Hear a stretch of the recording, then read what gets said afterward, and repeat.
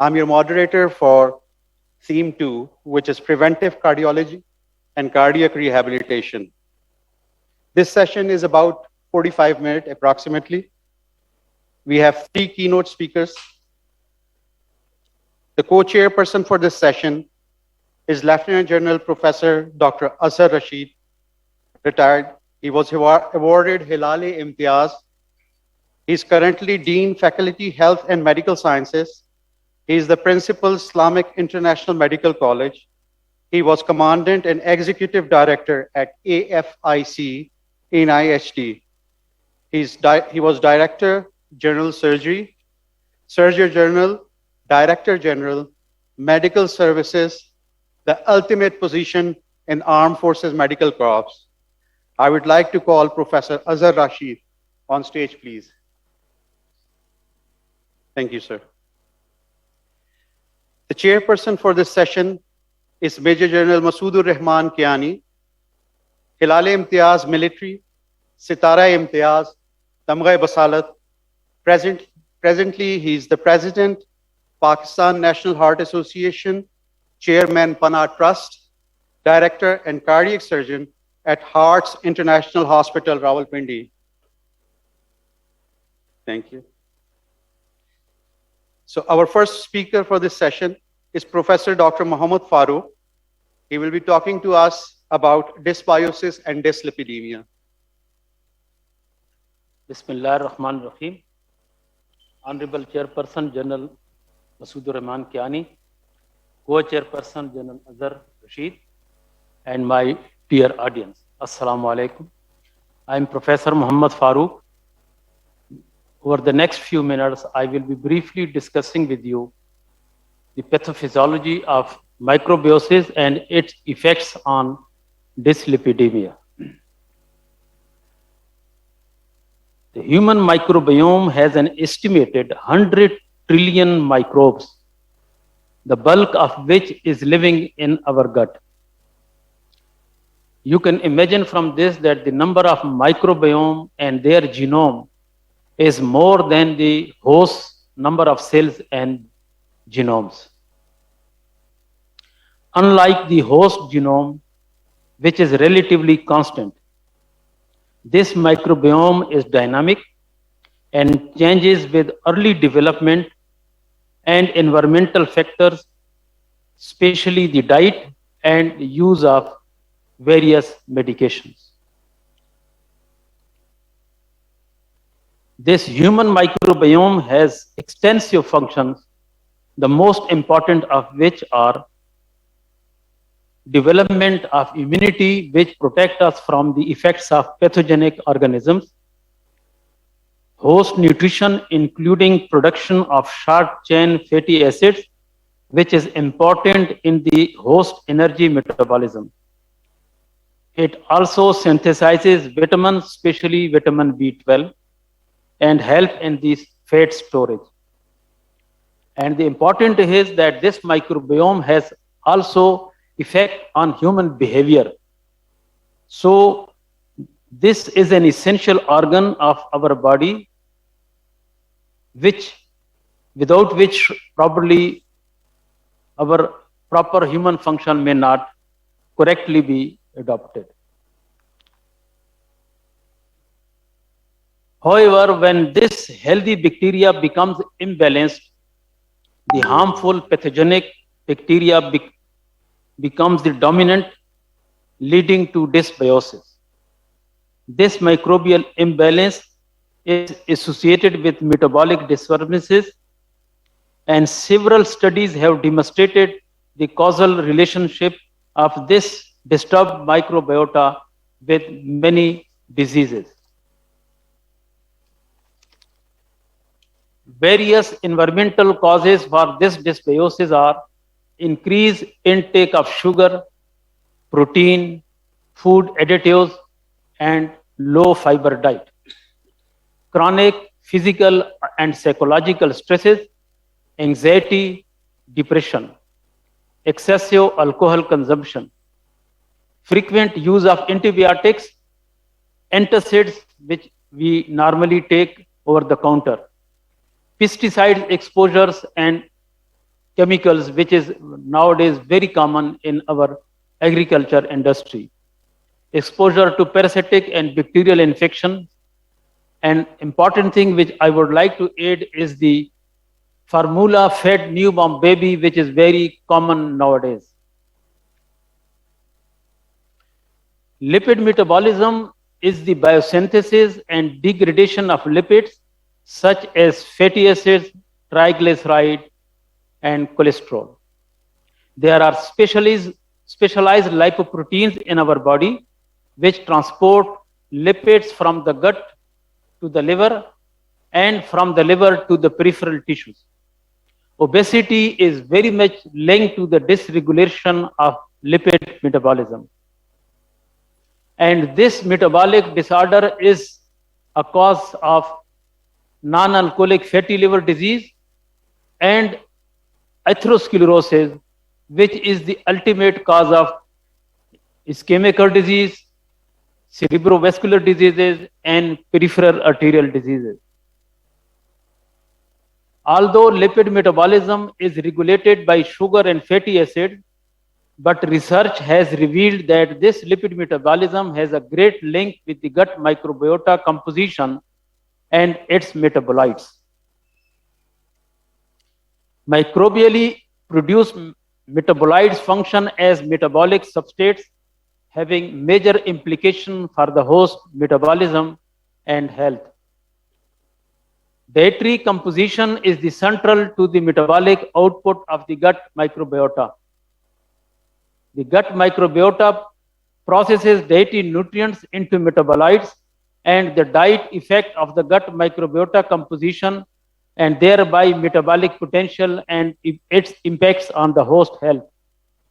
Dietary fiber has great effect on the microbiota composition and has been extensively studied in the research.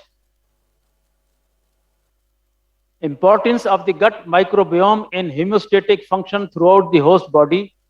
Its composition is linked to the host health and disease development. An altered composition of the commensal bacteria is associated with the development of inflammatory bowel disease, irritable bowel syndrome, allergies, and various other causes, especially obesity and health-related diseases like hypertension, hyperlipidemia, and type 2 diabetes mellitus. Hyperlipidemia starts from the early pediatric age, and it is because of the reduction in the production of short-chain fatty acids by the microbiome in our gut, and this modulation of intestinal microbial ecosystem can ameliorate lipid profile. In one of the study which was done on primary hyperlipidemia patients, it has been revealed that hazelnut use over 8 weeks time produced tremendous increase in the fecal short-chain fatty acids and its effects on reducing lipid level. Its prevention is that metabolic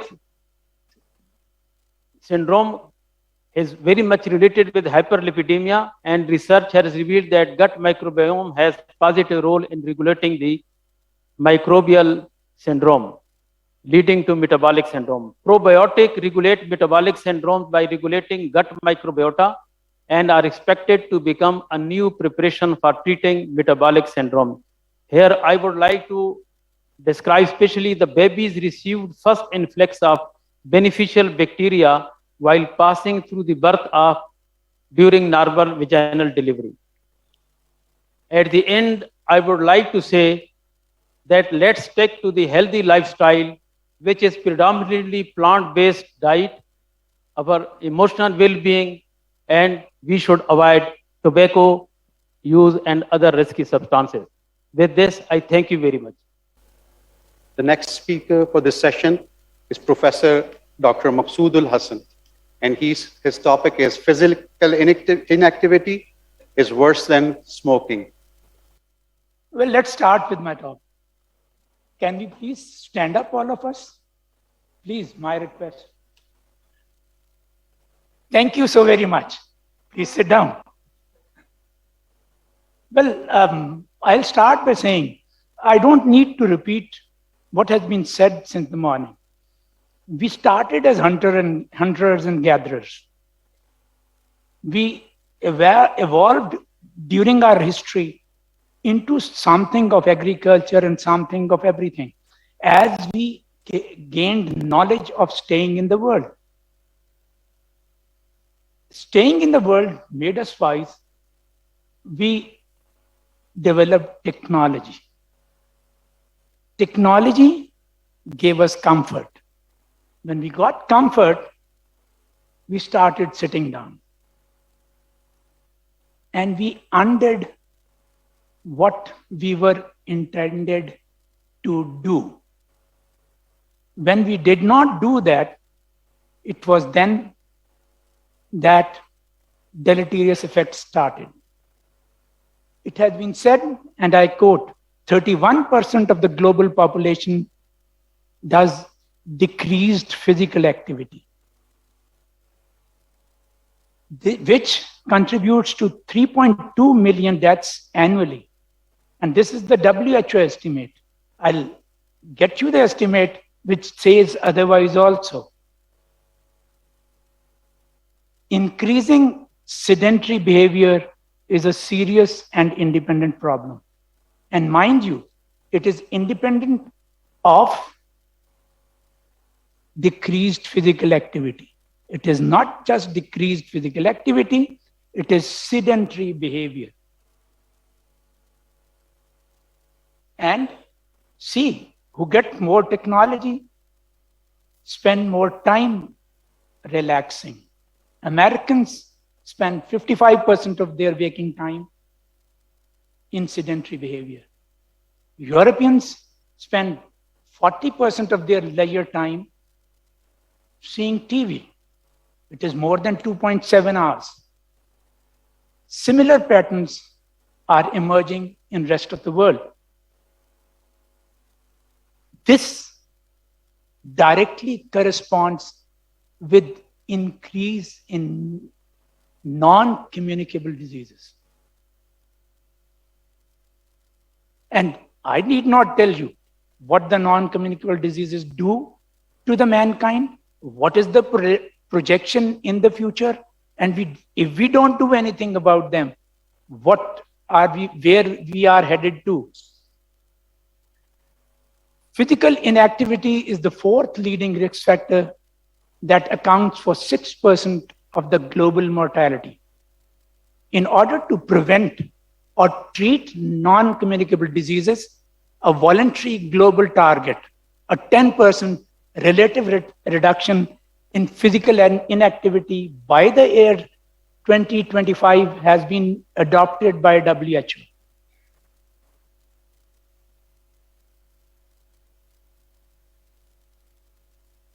And my topic started from this study. Min Lee and colleagues, on the basis of meta-analysis of the published studies, derived an estimate of 5.3 million deaths worldwide attributable to physical inactivity, and contrast this estimate with 4.8 million deaths attributable to smoking. This was the estimate on the basis of 2000 global mortality data. And this study was published in Lancet in 2008. The study further estimates that 6% of the heart disease, 7% of type 2 diabetes, and about 10% of colon and breast cancers are linked to lack of activity. Physical inactivity has a large impact on the health of the world. In fact, its impact is comparable to that of cigarette smoking. This is where the storm started. It had its skeptics.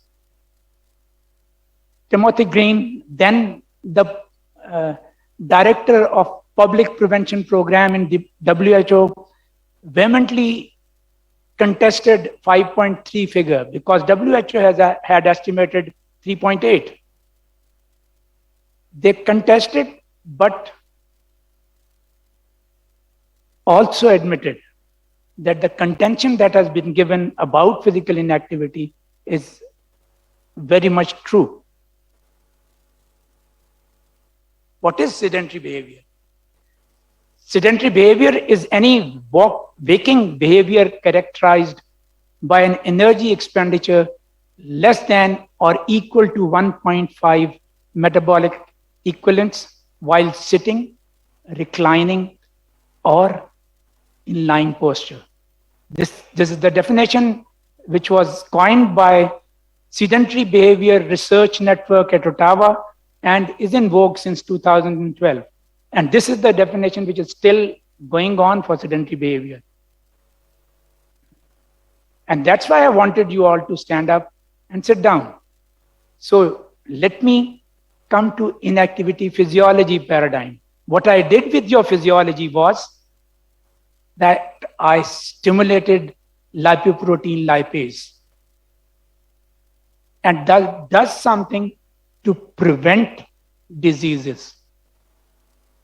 Inactivity or sedentary behavior reduces lipoprotein lipase activity, muscle glucose, protein transport activity, impairs lipid metabolism, diminishes carbohydrate metabolism, decreases cardiac output and systemic blood flow while activating the sympathetic nervous system, reduces insulin sensitivity and vascular function.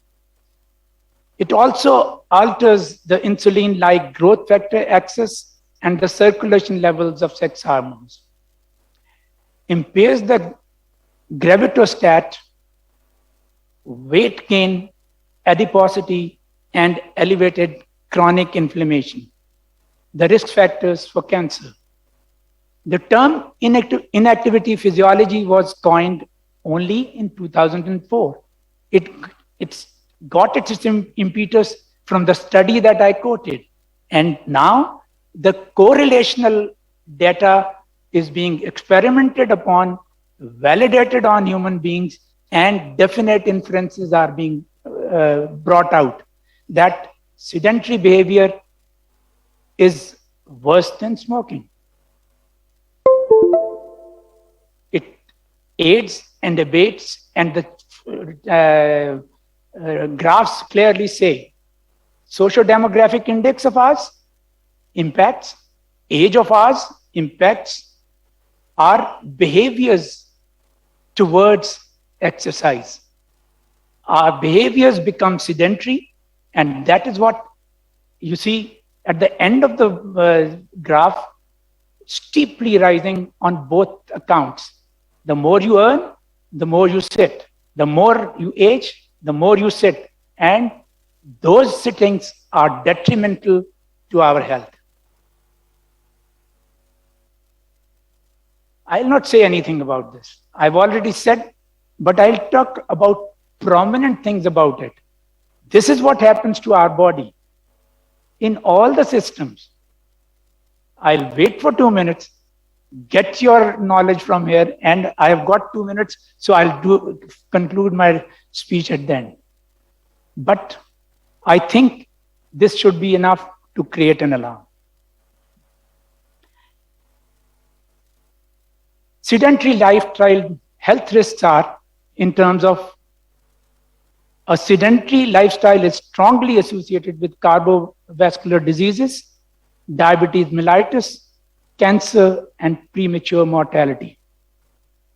Sitting time has been significantly associated with all-cause mortality. I cut out the statistics just before my presentation because I thought statistics would be a distraction. Sedentary time is independently associated with all-cause mortality, cardiovascular disease incidence or mortality, incidence of mortality of certain cancers. The adverse effects of sedentary time was more evident among people who engaged in little physical activity compared to those who engaged in frequent physical activity. And this has to be understood. Physical activity attenuates sedentary behavior but it does not eliminate the risks created by sedentary behavior. It does lessen it, but it does not eliminate the risk created by the sedentary behavior. In metabolic diseases, diabetes mellitus would tend to be the number one. Prolonged sitting is known to affect the content and activity of muscle glucose transporter proteins. And those affect, obviously, availability of a glucose in blood stream and diabetes.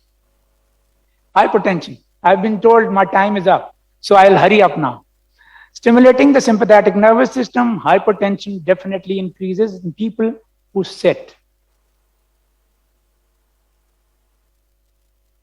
Dyslipidemia has been told now, just talked about, but sedentary behaviors induce metabolic dysfunction characterized by elevated blood triglyceride levels, reduced HDL cholesterol levels, and diminished insulin sensitivity.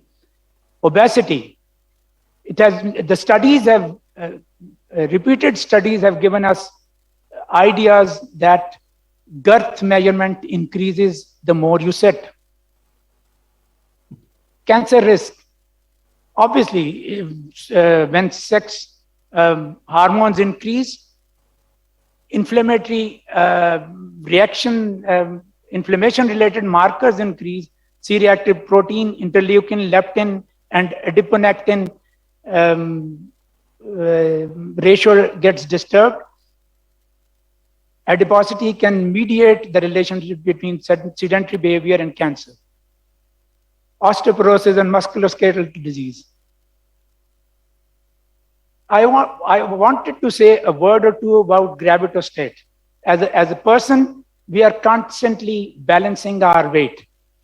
When we are standing, our body tries to be in a homeostasis. And this happens for weight also.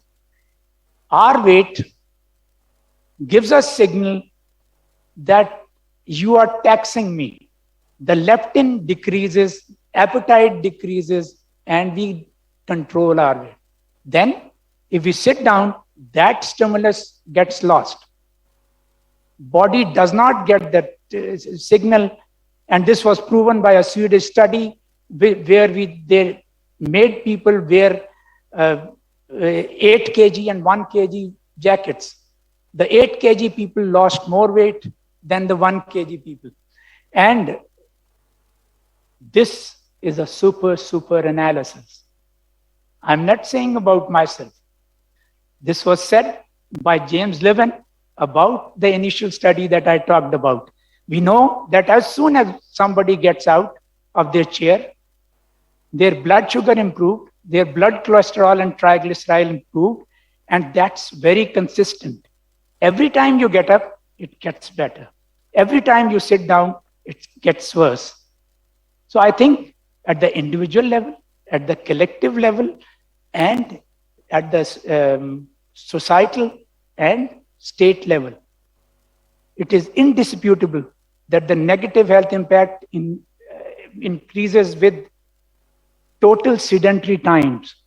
This should be understood, and something should be done, and something should be propagated. Thank you very much for patient listening.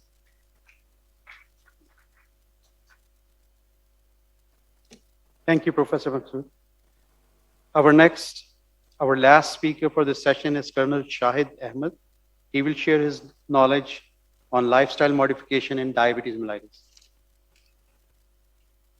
Lifestyle management is a fundamental aspect of diabetes care, and it includes patient education, medical, nutrition therapy, physical activity, smoking cessation, and psychosocial care. Diabetes education should preferably be imparted through a structured education program for both types of diabetes, and at the time of diagnosis and thereafter within annual reinforcements or review. The aim of education is to support the patients and their family members and carers in developing attitudes, beliefs, knowledge, and skills to self-manage diabetes, and to enable the patients to understand the symptoms and complications of diabetes, principles of management, self-monitoring, and recognizing the symptoms of hyperglycemia and hypoglycemia. Medical nutrition therapy delivered by a registered dietitian has been shown to be associated with an A1C reduction of 0.3 to 1% in people with type 1 diabetes and 0.5 to 2% for people with type 2 diabetes, an effect which is better than most of the anti-diabetic drugs.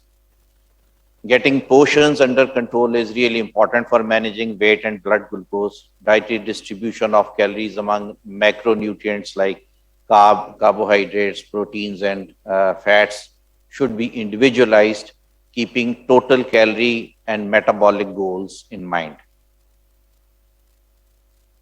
A variety of eating patterns are acceptable for the management of type 2 diabetes and pre-diabetes, including Mediterranean diet, DASH is dietary approaches to stop hypertension, and plant-based diets.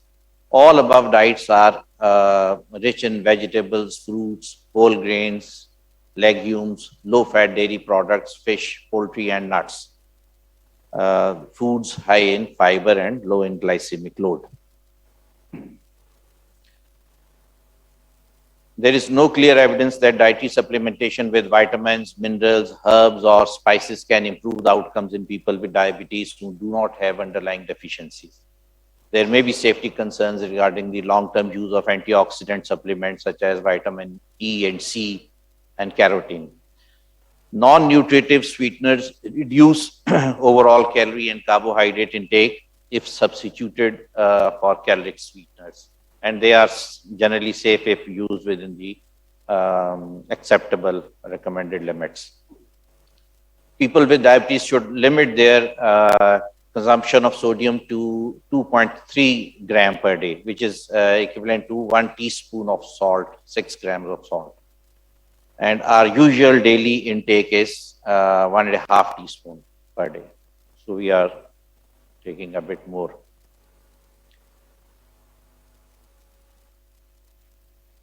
Starchy foods, we should choose multigrain or whole wheat breads and chapati, etc. Should be served without adding extra fat. Whole grain and oat-based cereals should be preferred. Avoid sugar and honey-coated cereals and muesli. If you need to sweeten cereals, use a sweetener or chopped fresh or dried fruit. Choose basmati rice and serve boiled or steamed rather than fried.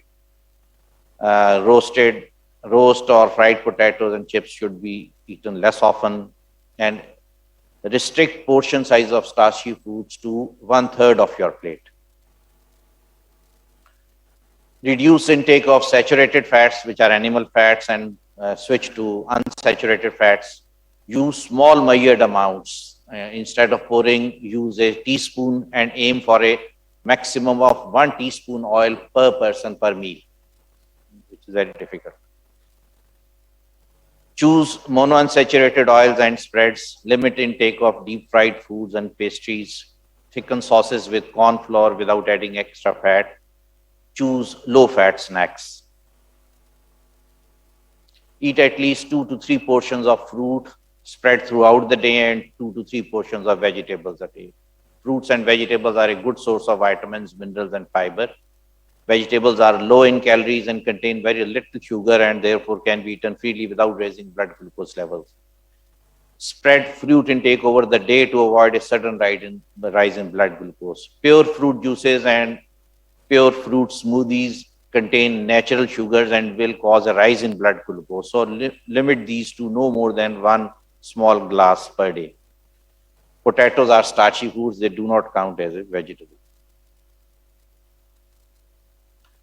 1 portion of a fruit or vegetable is 80 grams, which is equivalent to 1 medium fruit, 2 small fruits, a handful of small fruits, 1 to 2 slices of large fruit, 2 to 3 tablespoons of canned fruit, or 1 tablespoon of dried fruit, and medium bowl of salad. Milk, cheese, and other dairy products contain calcium, which help to keep teeth and bones healthy. Choose 2 to 3 portions per day. One portion is 200 ml of milk, 30 gram of cheese, or a small pot of yogurt. Skim milk, low-fat yogurt, low-fat cheese, and cottage cheese are preferred. Meat, poultry, fish, eggs, nuts, and pulses provide us with protein as well as vitamins and minerals. Pulses are high in fiber, which are particularly good for helping to control blood glucose levels. A portion is 80 gram of lean meat, 140 gram of fish, 2 eggs, and 4 to 5 tablespoons of beans or pulses. Include 2 portions of these foods each day. Choose lean meat and poultry and avoid frying. There are multiple health benefits of regular exercise, such as increased cardiovascular fitness, greater muscle and bone strength, and improved insulin sensitivity. Higher levels of exercise intensity are associated with greater improvements in A1C and in the fitness. Structured exercise interventions by at least 8 weeks duration have been shown to lower A1C by an average of 0.66% in people with type 2 diabetes, even without a significant change in BMI. Without losing weight, we can reduce hemoglobin A1C level with exercise. Children and adolescents with type 1 and type 2 diabetes or pre-diabetes should engage in 60 minutes per day or more of moderate to vigorous intensity aerobic activity with strength training at least 3 days per week. Most adults with type 1 and type 2 diabetes should engage in 150 minutes or more of moderate to vigorous intensity physical activity per week, spread over at least 3 days per week, with no more than 2 consecutive days without activity. Shorter durations, minimum 75 minutes per week of vigorous intensity or interval training may be sufficient for younger and more physically fit individuals. Adults with diabetes should engage in 2 to 3 sessions per week of strength training for muscle and bone health. And adults with diabetes should decrease the amount of time spent in daily sedentary behavior. Prolonged sitting should be interrupted every 30 minutes for blood glucose benefits. Flexibility training and balance training like yoga and Tai Chi are recommended 2 to 3 times per week for older adults with diabetes. In overweight and obese patients with type 2 diabetes, a sustained weight loss of 5 to 10% has shown to improve glycemic control, lipid profile, and blood pressure. Intentional weight loss is associated with a reduction in total mortality of 25% and in diabetes-related and cardiovascular mortality of about 28%. Weight loss can be attained with lifestyle programs that achieve a 500 to 750 kilocalories per day energy deficit. The diet used for weight loss may differ in the types of food they restrict. For example, there may be high-fat diets or high-carb foods, but their emphasis should be on nutrient-dense foods such as whole grains, vegetables, fruit, legumes, low-fat dairy, lean meats, or achieving the desired as well as on achieving the desired energy deficit. Patients with diabetes who are smokers have a heightened risk of cardiovascular disease, premature death, and microvascular complications, as well as people who are exposed to second-hand smoke. Smoking may have a role in the development of type 2 diabetes also. All patients are advised to quit smoking, other tobacco products, and e-cigarettes. Psychosocial assessment of the patient includes attitudes about the illness, mood, quality of life, available resources, and psychiatric history. Diabetes distress is a psychological state which many patients of diabetes suffer. This is due to burden of a chronic disease, fear of disease, its complications, fear of injections, fear of poor compliance, and many other factors. So it's a multifactorial psychological illness. And physicians should consider assessment for symptoms of diabetes, distress, depression, anxiety, disordered eating, and cognitive capacities. Caregivers and family members are also included in this assessment and management. Older adults with diabetes should be routinely screened for cognitive impairment and depression. Thank you. Perfect time. Thank you, Dr. Colonel Shahid. I would request the chairperson to kindly conclude and have your comments, please.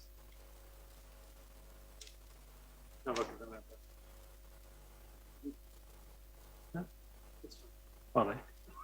Bismillah ar-Rahman ar-Rahim, Nahmadu wa nusalli ala Rasulil Kareem. General Azhar, Professor Sahiban, ladies and gentlemen, Assalamu alaikum. First, a few comments about the presentations here, which were brief and very useful. I always say that if you have to say something to the audience, you can say it in 10 minutes at the most. But if you don't have much to say, you can spread it to 15, 20, or 30 minutes then. It doesn't matter.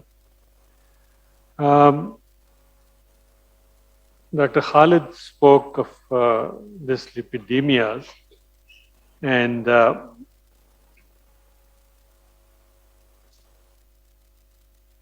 right. Now he talked about probiotics. I would like to probably ask him, what are the main dietary items in general use which are rich in probiotics? Dr. Khalid? Farooq, sorry.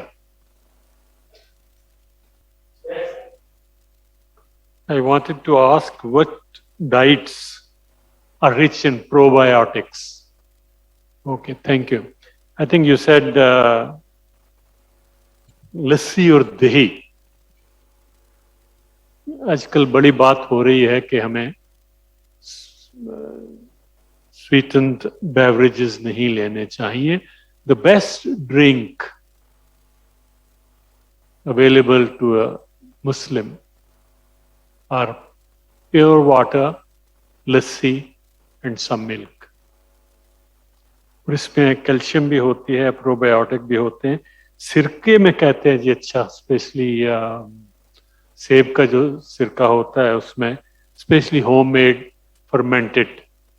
The other fermented drinks like kanji and nabeed also contain health probiotics which help the microbiome.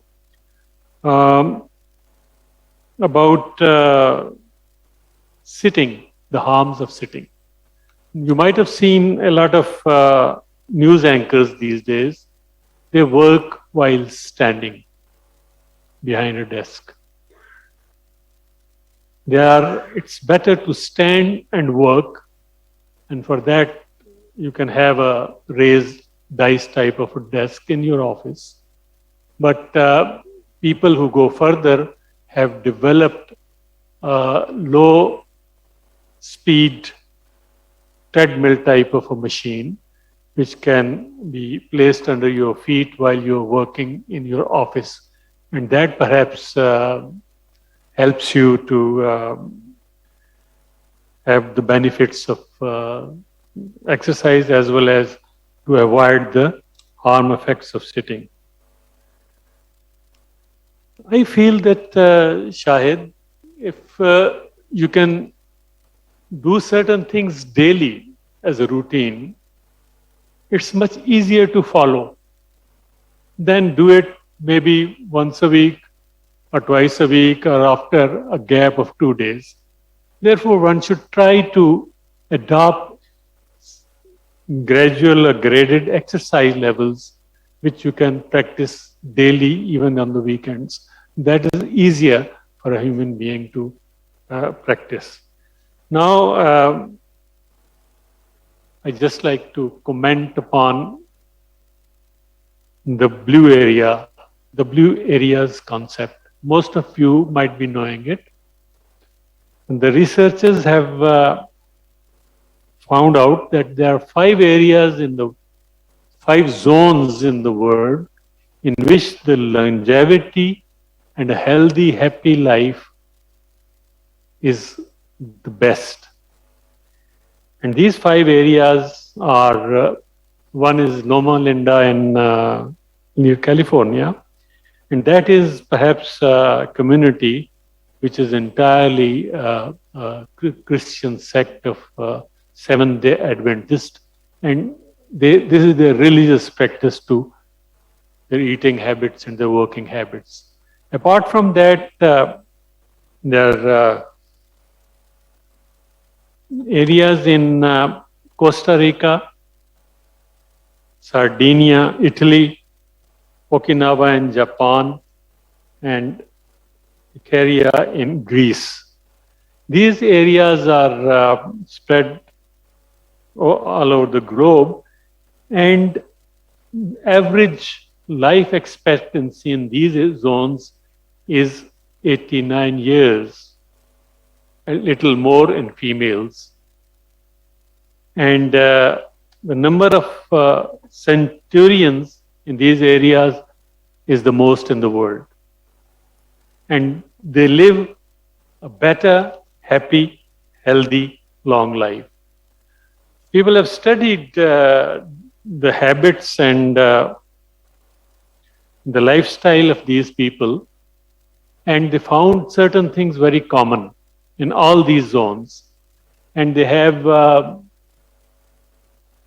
documented it in under 9 headings, and those headings are known as power of 9.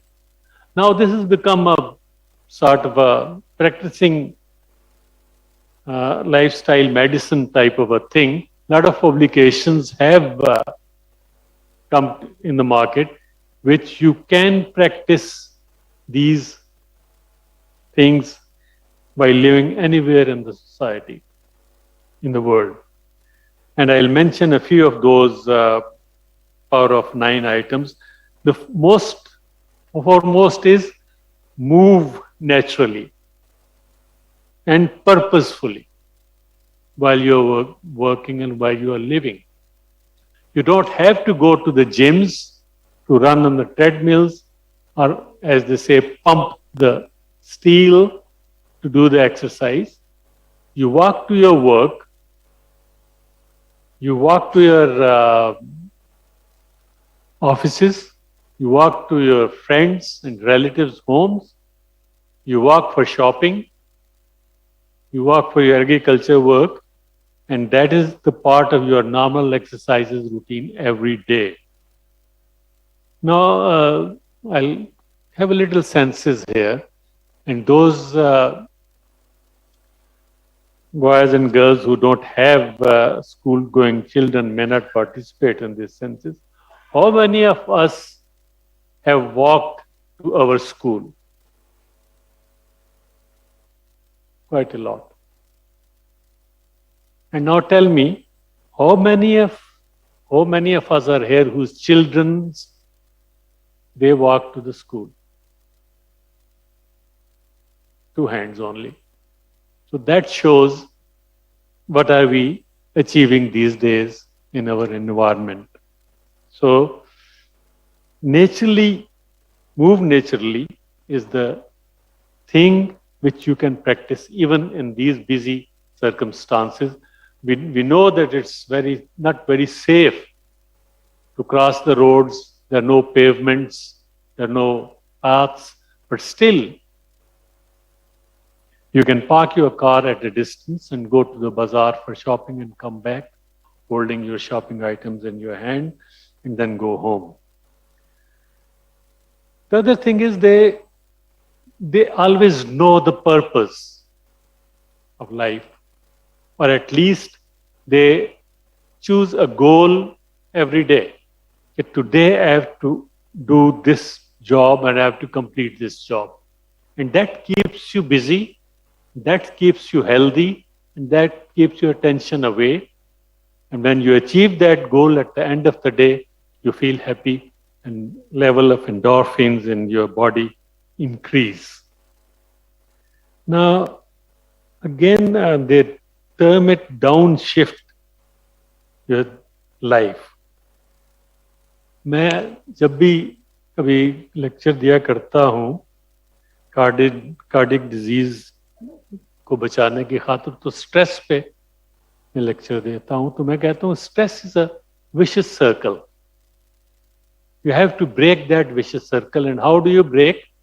Take some time out so that you can concentrate upon only one thing and take all other things and stresses and worries of your workplace or your life away. Azhar Rashid used to say, while hitting a golf ball, you look at the golf ball and keep on looking at it, concentrating at it, until and unless you take everything out of your mind except that golf ball and then hit it straight and far away.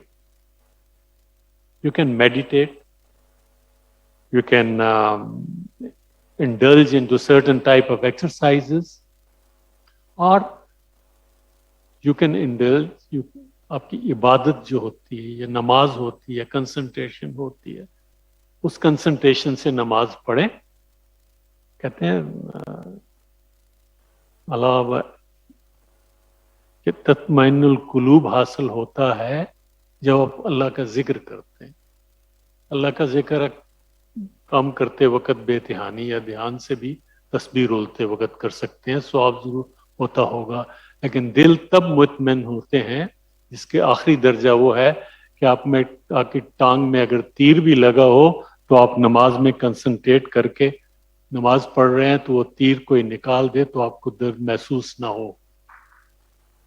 तो इस तरह की concentration से अगर आप अल्लाह को याद करेंगे, इबादत करेंगे किसी भी सूरत में, तो वो आपके दिल को मुतमईन करेगी और वो उस विशियस सर्कल को तोड़ने में मदद देगी. आप बेशक एक्सरसाइज कर लें, मेडिटेशन कर लें या अपने फेथ के मुताबिक जो करना चाहते हैं कर लें, लेकिन ये this keeps your stress away. Siesta in the evening, meet your friends and relatives, have a laughter session, लेकिन गीबत ना किया करें. जब एक दूसरे के साथ मिलते हैं, सबसे कॉमन टॉपिक आजकल जो चंद दोस्त मिल बैठते हैं तो गीबत के अलावा कम ही टॉपिक मिलते हैं. कोशिश करें कि किसी गीबत न करें, उससे दूर रहें. फिर इन्होंने एक और चीज वाजे की कि they call it rule of 80. It is an ancient, not ancient but 1400 years old saying of the prophet कि जब भूख थोड़ी सी रह जाए तो हाथ खींच लें और अपने मैदे को एक हिस्सा खाने से भरें, एक हिस्सा लिक्विड से भरें और एक हिस्से को खाली रहने दें. जो इन लोगों ने कहा है वो कहते हैं जी 80% रूल ये है कि अपने पेट को पूरी तरह स्टफ ना करें, 80% तक उसको खाने से भर सकते हैं, बाकी वो खाली रहने दें, तो आप बेहतर जिंदगी गुजारेंगे. Plant slant is another term, and that is you use the plant and herb based diet, nuts and beans, vegetables, herbs, and then again ये जो इन इलाकों में ये लोग खुद ही ग्रो करते हैं जमीनों पे, पहाड़ों पे. वो कई लोग तो बिल्कुल वेजिटेरियंस हैं, वो मीट खाते ही नहीं है. कई लोग मीट एनिमल प्रोडक्ट्स या डेयरी प्रोडक्ट्स भी नहीं खाते, लेकिन अक्सर लोग डेयरी प्रोडक्ट्स महदूदे खा लेते हैं. कई लोग गोश्त भी खा लेते हैं इनमें से, और वो गोश्त किस हद तक खाते हैं? मे बी वंस और twice a month.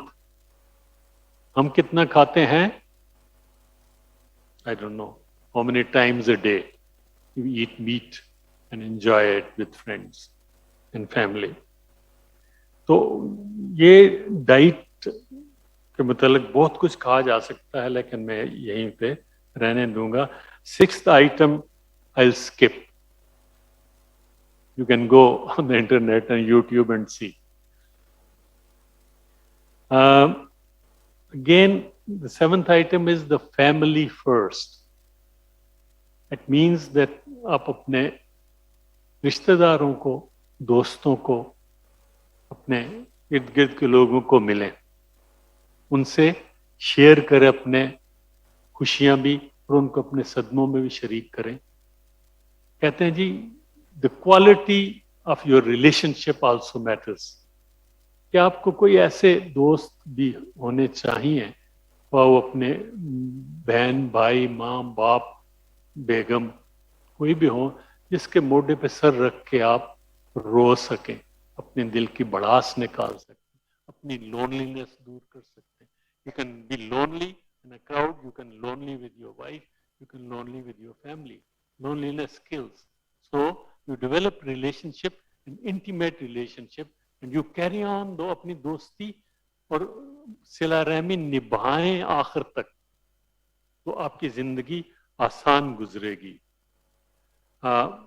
Faith matters hell of a lot.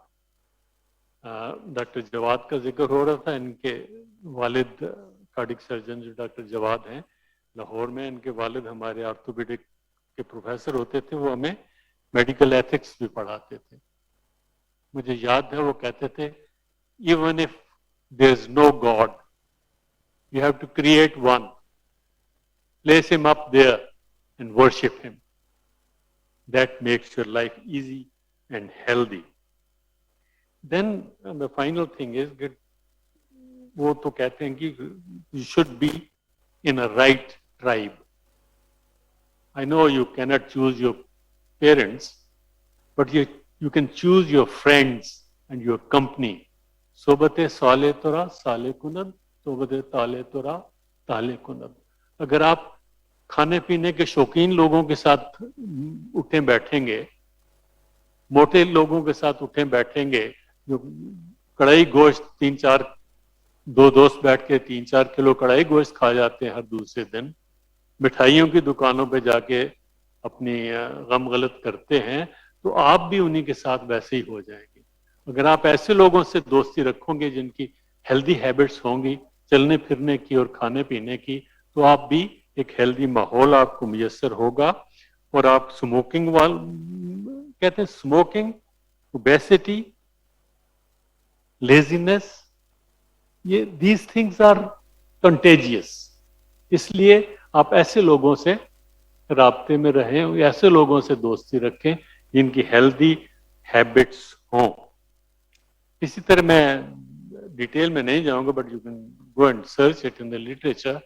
The longest study of human life Harvard में शुरू की थी उन्होंने, 1938 में शायद शुरू की थी, और ये अब तक कंटिन्यूस चल रही है.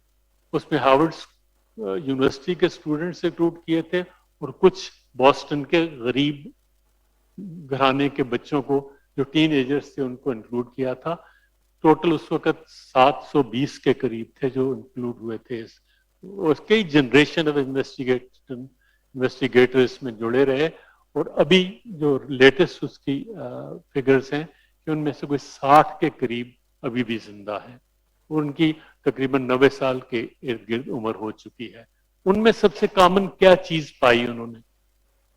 कनेक्टिविटी, सिला रहमी, दोस्तों को मिलना, रिश्तेदारों को मिलना, दुख दर्द सहना, दोस्ती पालना, रिश्तेदारों में रिश्तेदारी निभाना, सोशल कनेक्टिविटी, ये सबसे ज्यादा इम्पोर्टेंट है. बाकी चीजों के अलावा आई thank you for your patient listening and I enjoyed presiding this session. अस्सलाम वालेकुम. Thank you very much, sir, for your valuable comments. आपने लाइफस्टाइल मेडिसिन को इतने कम वक्त में इतने अच्छे और बेहतरीन तरीके से समराइज किया.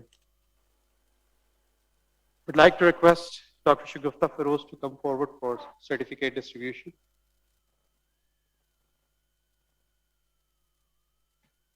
May I have permission to start the proceedings?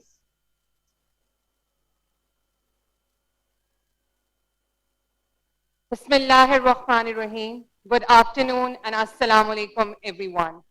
I welcome you all to this propitious International Lifestyle Medicine Conference 2021. I am Dr. Fatma Shaheen, currently doing my postgraduate training in the Physiology department from Rifa International University. I am your moderator for Article Session 3. It will be held from 3:15 to 3:40, inshallah. We have 3 speakers for this session. Each participant will be given 6 minutes. First bell will be ring at 4.5 minutes, and the final bell will be ring after 5.5 minutes. Co-chairperson of this session is Dr. Wajiha Shadab. She is Associate Professor of Gynecology at Pakistan Railway Hospital. I would like to call her on stage. Dr. Wajiha Shadab.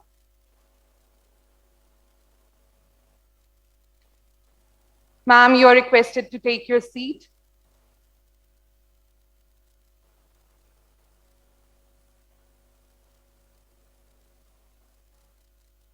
Thank you so much, ma'am. The chairperson for this session is Professor Dr. Fatma Ihsan. She did her MPhil Physiology from Rifa International University. In addition to her research in endocrinology, she is certified in health and medical education and lifestyle medicine program. She is serving as Professor of Physiology and Manager of Tarbiyah Department and Islamic International in Dental College. Ma'am, thank you so much. Starting from our first presentation of this session, I would like to call on stage Professor Dr. Shazia Ali, a PhD scholar and head of Department of Physiology at Rifa International University. She'll be presenting her article on the topic, lowering high level of follicle stimulating hormone through synchronized lifestyle modification program. Professor Dr. Shazia Ali. Thank you. Bismillahir-Rahmanir-Rahim. Assalamu alaikum. I am Dr. Shazia Ali, and I am going to give a case study presentation on the topic of lowering high FSH levels of follicle stimulating hormone through synchronized lifestyle modification program that has been introduced by Dr. Shagufta Feroz. Follicle stimulating hormone and luteinizing hormone are the key regulators of gonadal function. Levels of FSH, along with other hormones such as LH, T3, T4, TSH, and prolactin, are routinely measured during infertility investigations. Elevated day 3 FSH levels are generally observed in premature ovarian failure or in cases of gonadotrophin secreting tumors. Treatment of elevated FSH according to lifestyle modification puts forward the view that high FSH levels do not necessarily mean that a woman is approaching menopause. Functioning of the ovaries and the anterior pituitary gland can be restored by the implementation of lifestyle modification. Let me introduce you to Synchronized Lifestyle Modification Program. It is a personalized homeostasis restoring liver-centric program that works through the correction of circadian rhythm. All lifestyle factors are synchronized with the circadian rhythm. The present case study included 2 females with primary and secondary infertility who were treated for high FSH levels at Mass Infertility Clinic, Rawalpindi.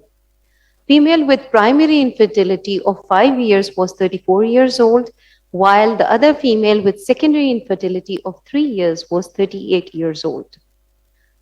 History of both the patients showed that they had sedentary lifestyle along with sleep deprivation and intake of processed food. Both had irregular menstrual cycles. Physical examination of both females were normal and healthy with no physical deformity. Females with primary infertility had BMI of 28, while female with secondary infertility had a BMI of 30. On investigations, the hormone levels of serum LH, prolactin, T3, T4, TSH were within normal limits, while serum LH serum FSH levels of female with primary infertility was 77.3, while female with secondary infertility had an FSH of 66.91. Normal ultrasonography was observed in both the cases. Both females were advised to follow SLP along with physical activity of 150 minutes per week for 6 months, and oral contraceptive pills were given for irregular menstrual cycle for 3 months. After 6 months of treatment, general feeling of well-being and full of energy level was observed in both the females. Both female had regular menstrual cycles, and BMI of female with primary infertility was 27, whereas the female with secondary infertility had a BMI of 28. FSH of female with primary infertility dropped down to 6.68, while female with secondary infertility, her FSH came down to be 14.1. So in the end, I would like to conclude that by understanding the impact of lifestyle factors on reproductive health, by modifying these lifestyle modification factors, such as environment, sleep, stress, physical activity, and nutrition, these actively modifying lifestyle behaviors and synchronizing them with circadian rhythms, females will be able to control their own fertility potential. So basically, just considering that a high FSH is not treated, that is a misconception, and I think that we should give all the females a chance who are suffering from elevated levels of high FSH. Thank you very much. These are my references, and if there are any questions, I would be happy to answer them. Thank you. Thanks a lot for enlightening us, ma'am. Now it's time for a clinical psychologist at Rafa International University, Dr. Taiba Shaheen, to present her article on the topic, Role of Psychological Immunity on Psychological Distress and Psychological Well-Being of Infertile Women. She'll be joining virtually.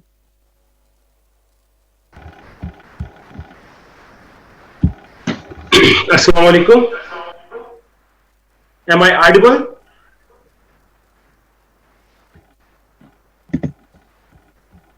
Hello? Hello, everybody. Am I audible? Yes, you are, sir. Thank you. First of all, I would like to pay special thanks to all of you who gave us an opportunity to represent in front of nice people. I am Dr. Muhammad Mansoor Asghar, and I'm co-author for the topic Role of Psychological Immunity on Psychological Distress and Psychological Well-Being of Infertile Women. The co-authors include Taiba Shaheen, she is my wife, and the other co-authors Samia Khalid and Muhammad Atif from different universities of Pakistan as well as China. Before moving on the topic, I would like to introduce my variables of the study. First variable is psychological immunity, and psychological immunity is best providing immune system against stress in constructive ways and boost psychological antibodies to tackle different situations of stress in nice and effective way. Moving on the next, this is psychological distress. It is directly linked with mental health. It is combination of depression, restlessness, and anxiety. The third variable is psychological well-being, which can be defined as creating positive vibes and feeling good. We are focusing on the target population of infertile women in District Jung in the presence of theory of lifestyle medicine. The purpose of this research is to empirically investigate the complex nexus of psychological immunity, psychological distress, and psychological well-being in presence of theory of lifestyle medicine. As concerned with the research objective, this study examined the impact of psychological immunity on psychological distress and psychological well-being of infertile women in urban as well as rural women, to determine the relationship of psychological immunity with the psychological distress and psychological well-being among infertile women. And the third objective is to explore the main reasons of infertility in Pakistan. As concerned with the research gap, which is the primary and basic thing we have to identify, as we know that infertility is the pure clinical disorder, but it also connected with social construct. The infertility in Pakistani women is prevailing day by day, particularly in women due to the variety of social, religious, and emotional constraints. In Pakistani scenario, women are blamed for infertility due to gender bias. They further explain, some of the authors explain that the society is playing with the emotion of women, particularly in Pakistan. Moreover, due to the lack of facilitation in healthcare units, they are not, the paramedic staff is not well educated, and they are not boosting the education of the women. Due to the above mentioned reasons, we intended to probe empirically the impact of psychological immunity upon psychological distress and psychological well-being from the sample of infertile women in Pakistan. As we know that the supportive theory for our study is theory of lifestyle medicine. Different scholars have investigated that if the couples have made it habit to do exercise on daily basis, they have low level of stress and have a better sleep cycle. It was further elaborated that the sperm morphology in females is enhanced by proper exercise on daily basis. So it means that lifestyle medicine play a vital role to reduce the stress, and it has effect on infertility in a positive manner. As concerned with the theoretical framework, there are main three variables of our study. As concerned with the independent variable, this is psychological immunity, in presence of two dependent variable, which include psychological well-being and psychological distress. Because time is short, I would like to tell the results. There is positive relationship between psychological immunity and well-being, and there is negative relationship between psychological immunity and distress. Based on the past empirical studies, the proposed hypothesis for our study were psychological immunity has significant negative relationship with psychological distress of infertile women.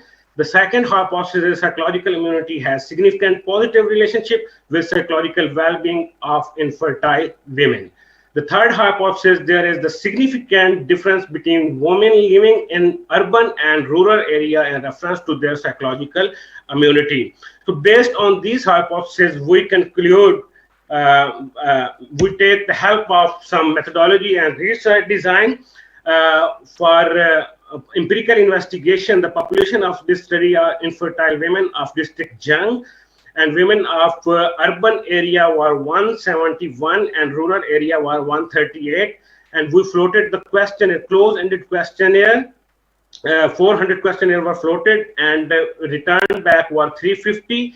And 310 was selected for final results.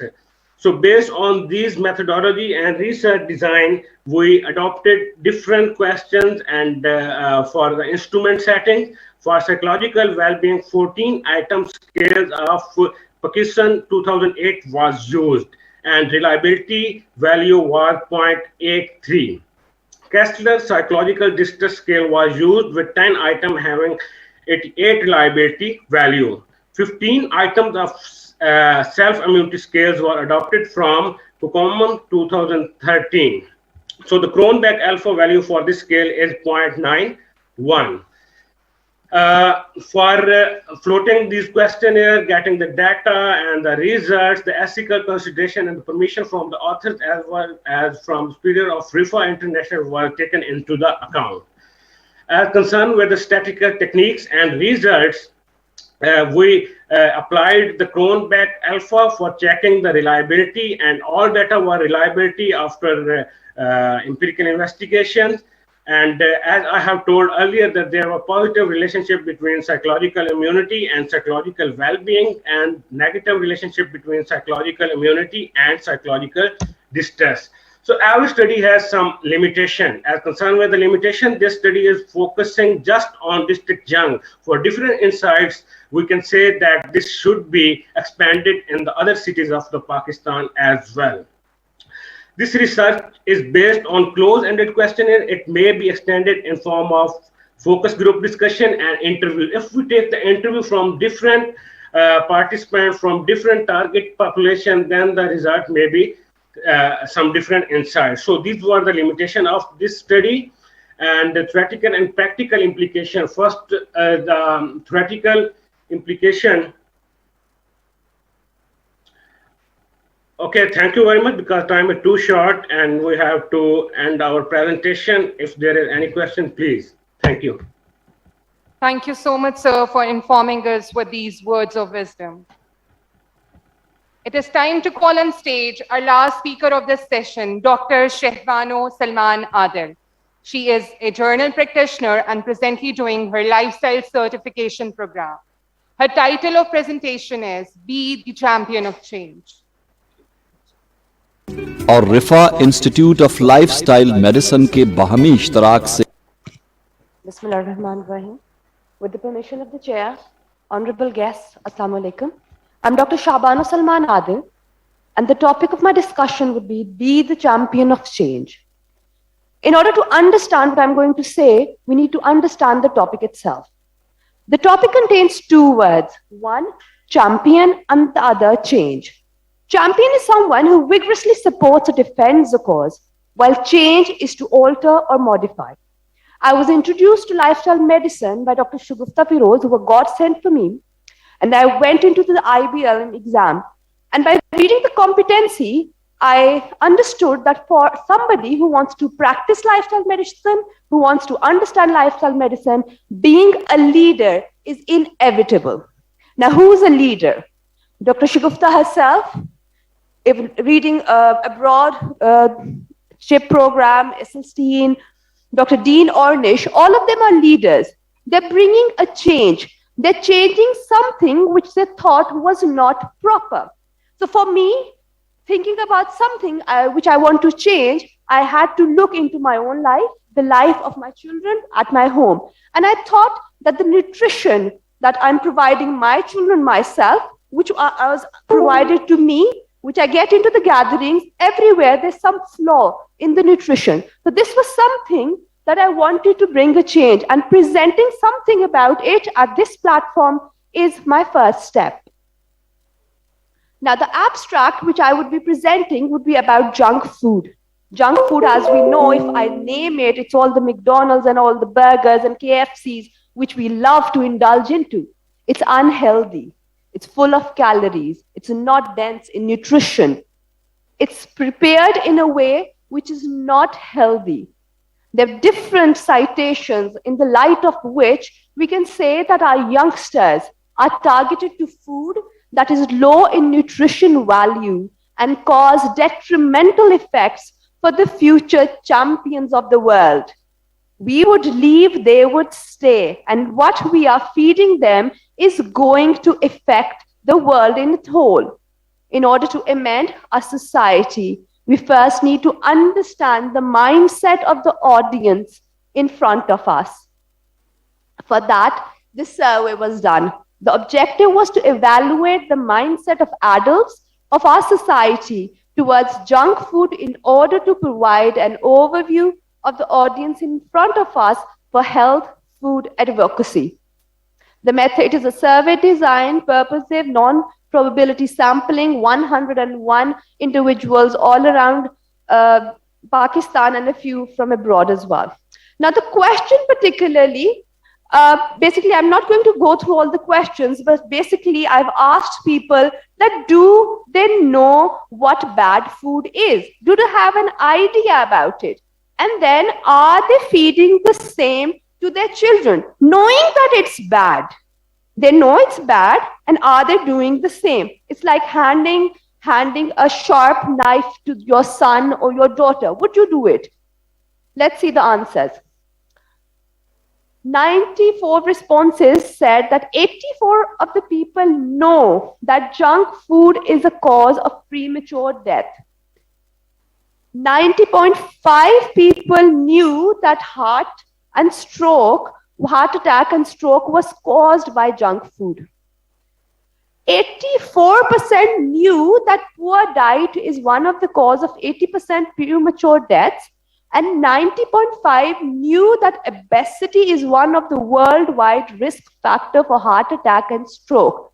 And to clarify my stance, I went further to ask that do they know that chocolates, candy, soft drinks are poor diet? So 86% knew what poor diet is. But then even more than half, 65.6% gave their children poor diet, the culprit of many diseases. 72.9% were forced by their children. 35.8% said that they will never quit poor diet. 28.4% found no alternatives. 28.4% thought eating junk food was a status symbol. Now we know this. We know the conclusion is actually all the values I've explained. That we know what poor diet is, but then even we are feeding our children poor diet. There are not many healthy options available, and people think that it's a status symbol. The limitation of this study was a small sample size, research methodology, funding, and timing. Now, this is not the end. We need to be the champion of change. That was my title. How can we be one? First of all, mindset of our audience is understood, and we have acknowledged that junk food is bad. Secondly, we need to make a change. Change is what? We need to end this now. We are not going to do this for our children. We're not going to provide our children with junk food. How? If the current mindset of the people seems strange to you, we have a team here. Anybody here who thinks people have a strange mindset? Can I have a hand raised? Thank you. Thank you for understanding what I wanted to say. Next, what we can do, we can cater to this problem. It is going to be a long journey, but believe me, lifestyle medicine is going to be fun. We can advocate healthy foods at homes, offices, schools, social media, and community at large. We can bring out our own healthy products. I'm doing it myself. We can conduct further researches, especially to identify our support and our potential barriers. We can conduct meetings with like-minded people like the one we are doing now. And most importantly, we can have faith in God and never give up. Thank you so much. Hoping for a healthier world. Thank you.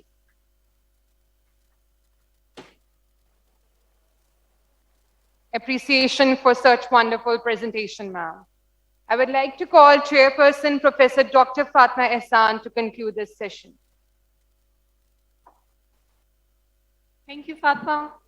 Assalamu alaikum, everyone, my seniors, my colleagues, and my dear students. I won't take much of your time. First of all, I would like to say that I'm deeply honored to be in the company of so many enlightened seniors. And secondly, I would I'm very happy, in fact, very pleased to see so many evidence-based studies. And cut it short, I would just highlight 2-3 points. First of all, I would like to say that we should go in a systematic way. We all are here, you and me standing here, we are all advocates of lifestyle medicine.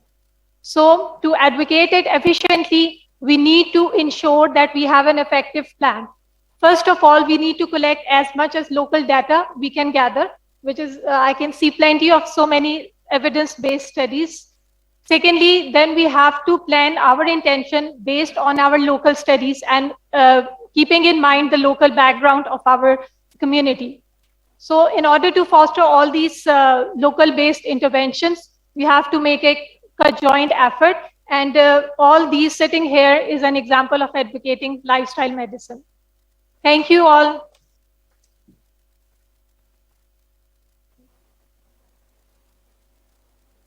I would like to call Professor Dr. Fatma Ehsan to come forward and distribute Certificate of Appreciation to the co-chairperson, Dr. Wajiha Shadab.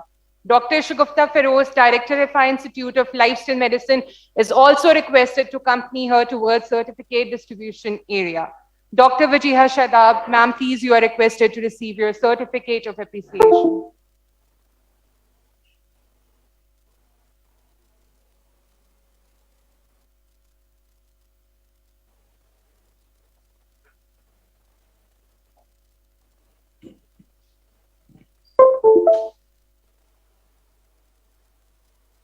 Dr. Shagufta Feroz will present Certificate of Appreciation to the chairperson of this session, Professor Dr. Fatma Ehsan. Ma'am, do the honors.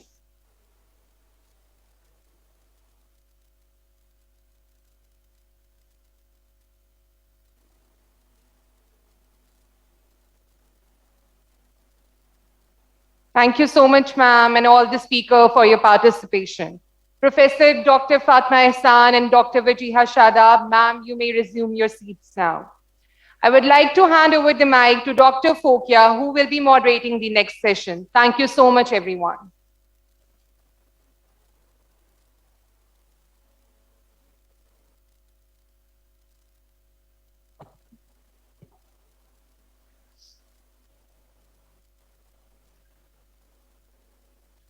Assalamu alaikum. May I proceed with the session? Okay. Good evening, ladies and gentlemen. My name is Dr. Fokia Nasreen, and I will be moderating session 3 of today's conference. Before starting the session, I would briefly like to introduce myself. I am currently working as postgraduate trainee in pediatrics department in Shifa International Hospital. I'm also certified in lifestyle medicine program. Along with that, I am a candidate for the upcoming International Board of Lifestyle Medicine Exam 2021. Today, the title of the theme is Pakistani Youth and Their Lifestyle. In a country where the youth accounts for 2/3 of the total population, Pakistani youth stand to play a pivotal role in nation's future in a way that is right, with new possibilities. Their energy is palpable, and if their energy and potential channeled properly, can have a tangible impact. Now, I would like to request co-chairperson Dr. Asim Zulfikar to please come on stage and take his seat. Dr. Asim is working as consultant in medicine department in Islamic International Medical College. He has special interest in diabetes management and care. Now, I would like to request the chairperson Dr. Muhammad Farooq to please come on stage and resume his seat. Dr. Muhammad Farooq is a graduate of Khyber Medical College. He has been awarded with Sitara Imtiaz Military in 2012. Also, he is the acting head and professor of medicine in Islamic International Medical College. According to WHO, 60% of the related factors to individual health and quality of life are correlated to lifestyle. One of the important issues will be highlighted by our first speaker, Professor Dr. Farisa Wakar. Her topic of presentation is polycystic ovarian disease and unhealthy lifestyle. Madam, please come on the stage. Thank you. Professor Farisa Wakar is currently working as consultant in obstetric gynecology and infertility specialist in Islamic International Medical College. She will be presenting her presentation next. Thank you, ma'am. Assalamu alaikum, Bismillah Rahman Rahim. The topic for me today is polycystic ovarian syndrome. When I go to my clinic, half the clinic is filled with polycystic ovarian syndrome. And most of these patients, they are young girls who are like between 15 and 25 years. Many of them,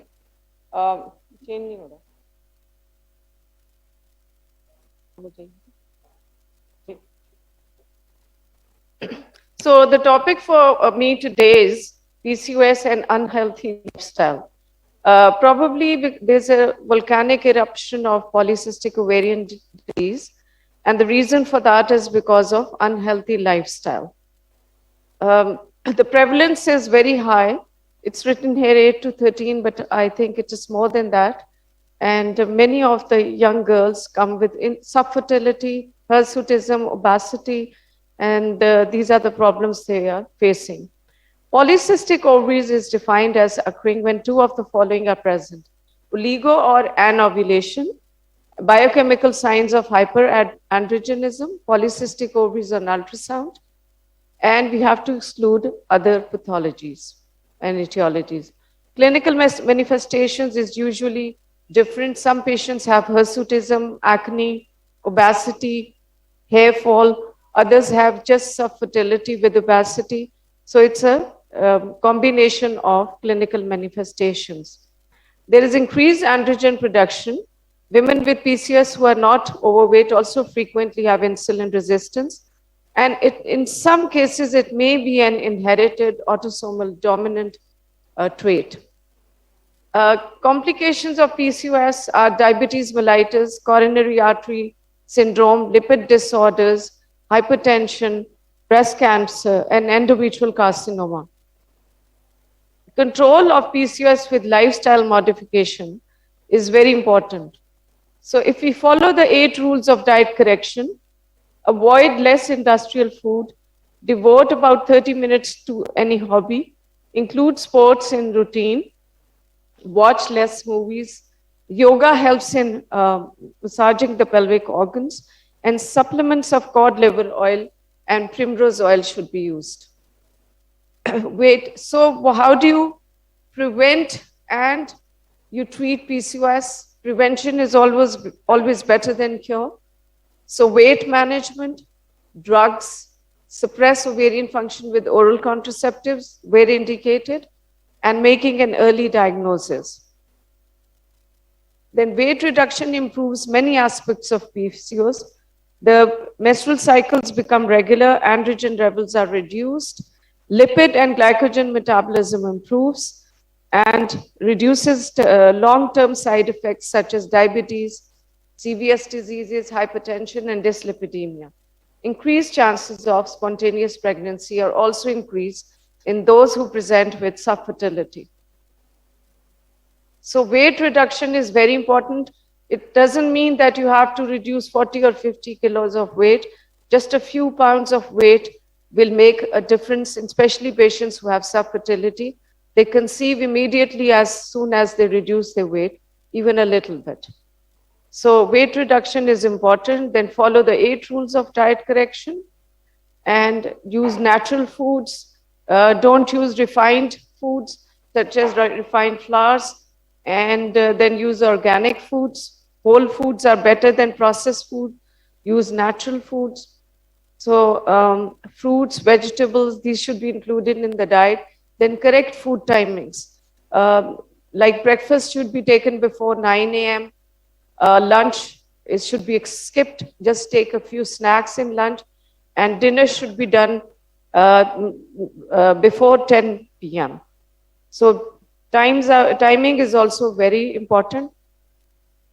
Then favorite food should be selected, and we should know how much to eat. Many speakers before have told us that we should take only 80% of what we need, and according to Islam also, you should not take a full stomach of food. In SLP, foods are combined on the basis of the chemical properties. Simple carbohydrates cannot be mixed with complex carbohydrates. Whatever we eat should be close to our natural pH. Then food rotation is important. Keep changing your food plans, and daily exercise is recommended along with the diet plan. Then food temperature is important. Don't take very cold drinks with hot food. Don't take very hot food. And vital core temperature, it is maintained by the liver. So it's very important that food temperature is correct. Correct water intake is also important. Water should be taken on correct timings. So SLP holistic diet plan, this is a pre-breakfast plan. I'm sure some other speakers have also discussed this. Pre-breakfast is very, very important. There you can take 1 to 2 pre-breakfasts. Then breakfast is taken, and it should be done before 9 a.m.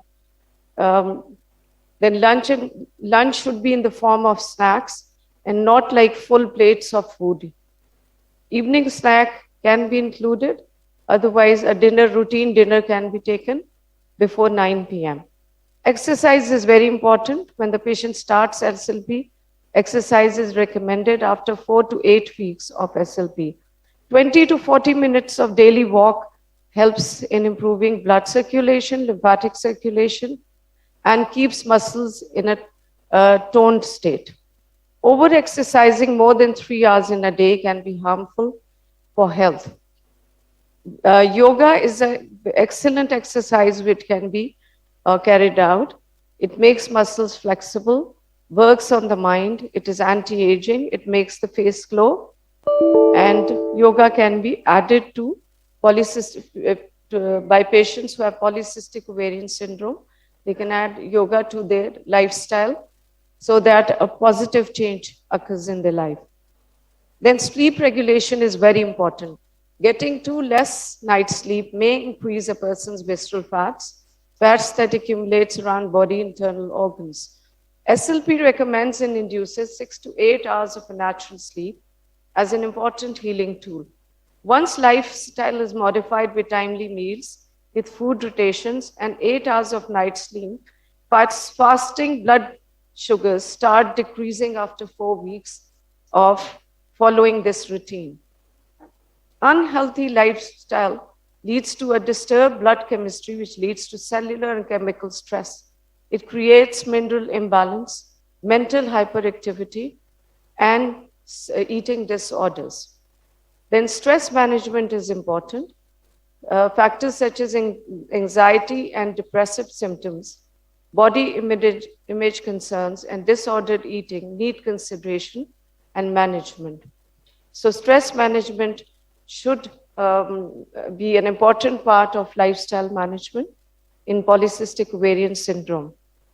Then holistic benefits of SLP on female reproductive health is they will have hormonal balance, healing of chronic PID, reversal of PCOD, it gives improved chances of fertility, smooth pregnancy without or less severe hypertension, vomiting, gestational diabetes, betterment of skin health, menopausal issues are well handled, manage or revert female degenerative disorders, graceful aging, delayed mental aging, and activation of subconscious mind or intuition. So a healthy lifestyle not only changes your body, it changes your mind, your attitude, and your mood. Thank you very much.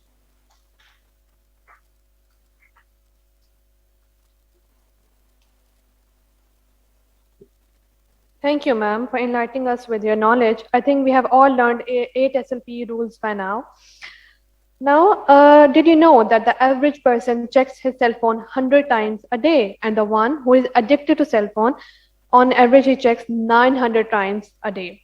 Our next speaker is Dr. Farah Zaidi, who will be joining us virtually and gracing us with her presence, and she will be presenting on screen addiction. Dr. Farah Zaidi is a board certified in general psychiatry and addiction medicine.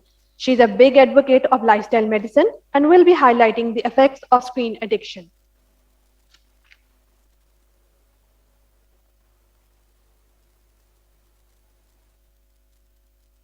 Assalamu alaikum and hello. I am Farah Zaidi. I am general and adult psychiatrist and addiction medicine physician. It is my great pleasure to discuss the topic of screen addiction during this lifestyle medicine conference in Pakistan. I have no conflicts of interest to disclose related to this talk.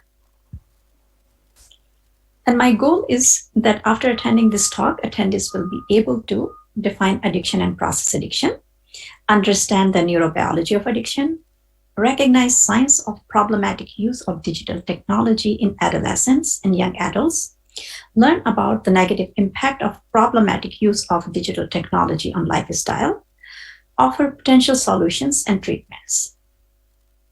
I have organized this talk in a manner that answers most of the frequently asked questions related to screen addiction.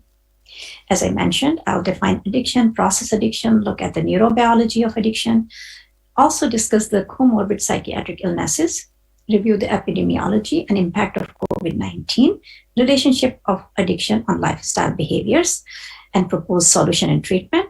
And I'll wrap up the talk by looking at the summary and take-home points. So with that, let's get started.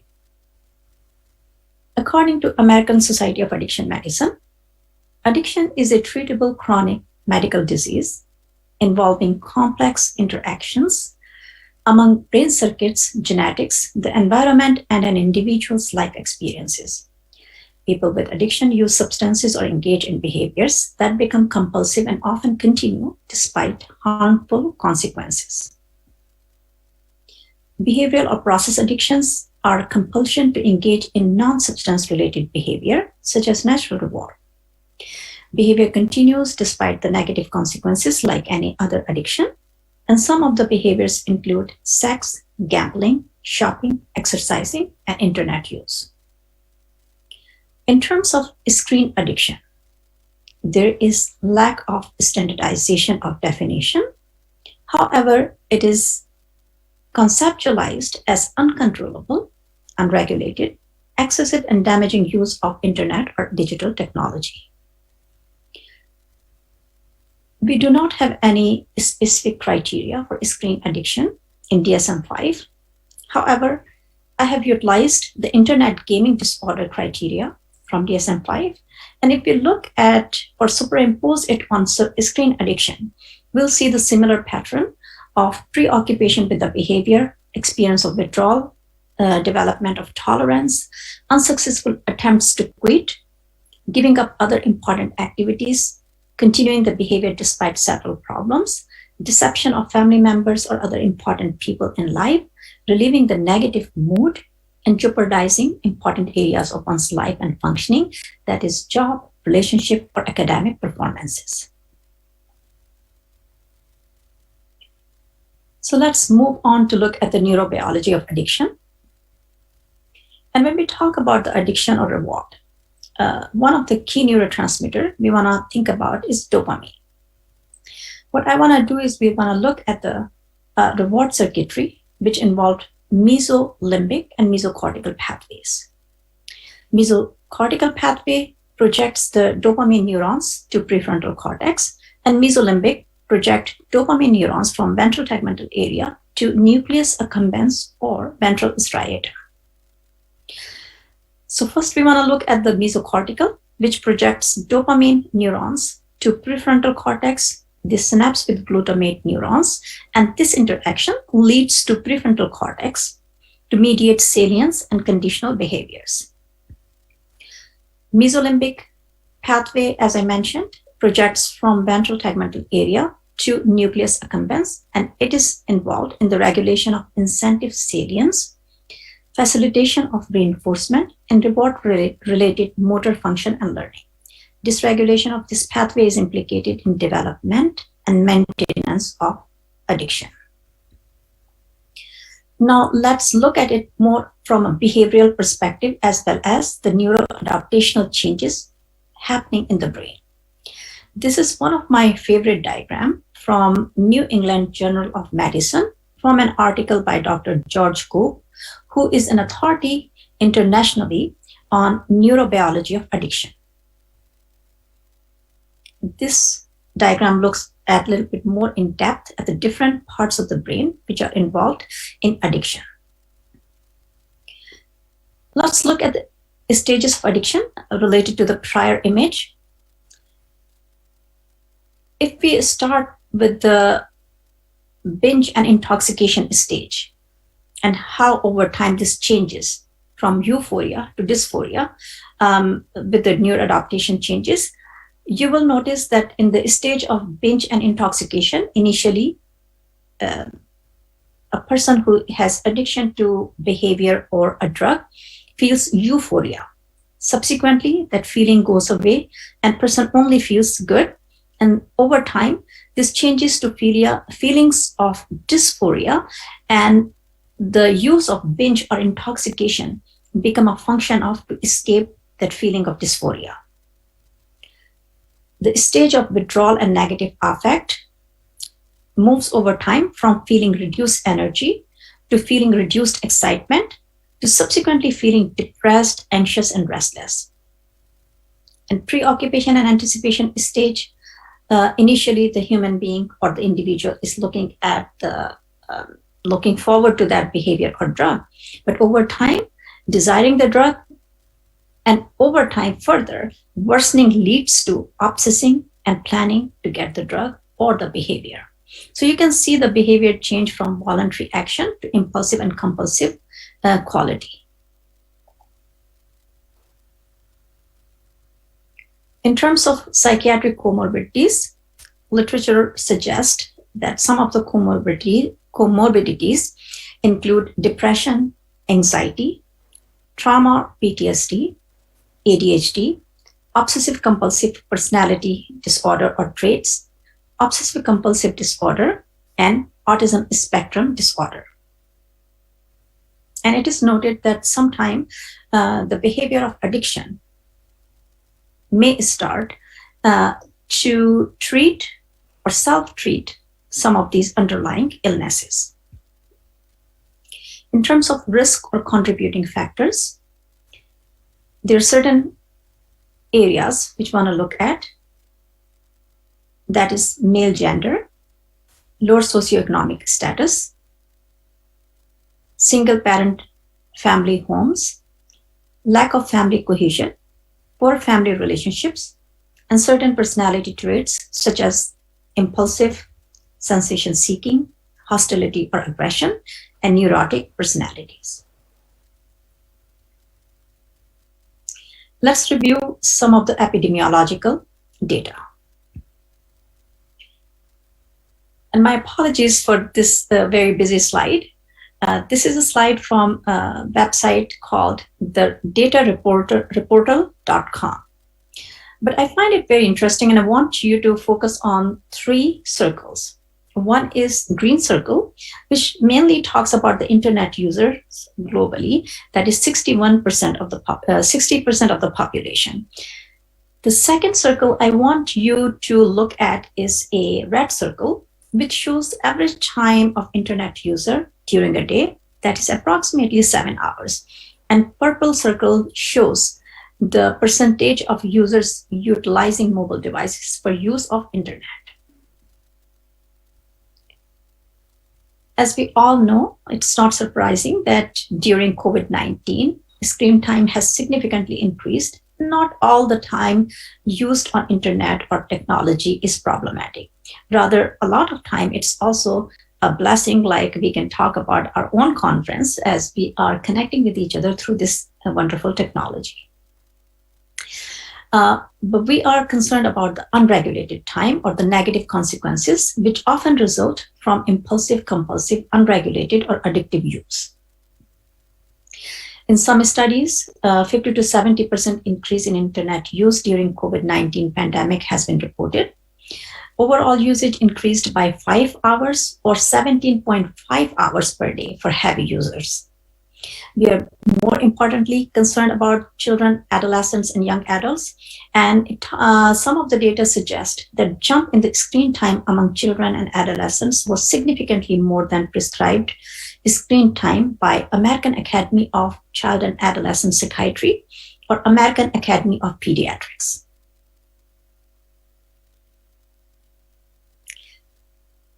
Some studies show prevalence of gaming disorder or addiction of internet, approximately 10 to 15% among young people in Asian countries. South Korea, years ago, declared internet addiction is the largest health problem experienced among children. China estimated more than 26 million internet users with addiction. And certain countries, including China, Taiwan, India, Singapore, and South Korea, have special internet addiction centers, with the more than 300 in China alone. This another survey study has a population of medical undergraduates. 28% of the respondents were noted to have severe addiction to internet. And the authors were looking at the correlation of negative academic performances with the internet addiction, and they found positive correlation. In addition, they also discussed the risk of unintended exposure to dark sides. Let's look at one more survey study. Focus population here is preteens and teenagers. Sample size 513 Pakistani preteens and teenagers. And authors were looking at the association of internet addiction with cyber aggression and displaced aggression. And they again find significant and positive association. Authors recommended parents and teachers counseling of youngsters and encouraging for positive alternatives and outdoor activities. So now we have this information and data. The question comes up, why do we care? we know that internet is pervasive in our lives. Students, working class, retired people, everybody is using this technology at this point in time because it has many functions. But what it is that makes us concerned? So I just wanted to bring this diagram during our discussion. This is a very famous diagram from 2004, published in an article in National Academy of Sciences. And mainly it's focusing on the growth of prefrontal cortex, maturation of gray matter as well as white matter, which continues till 20 to mid-20s.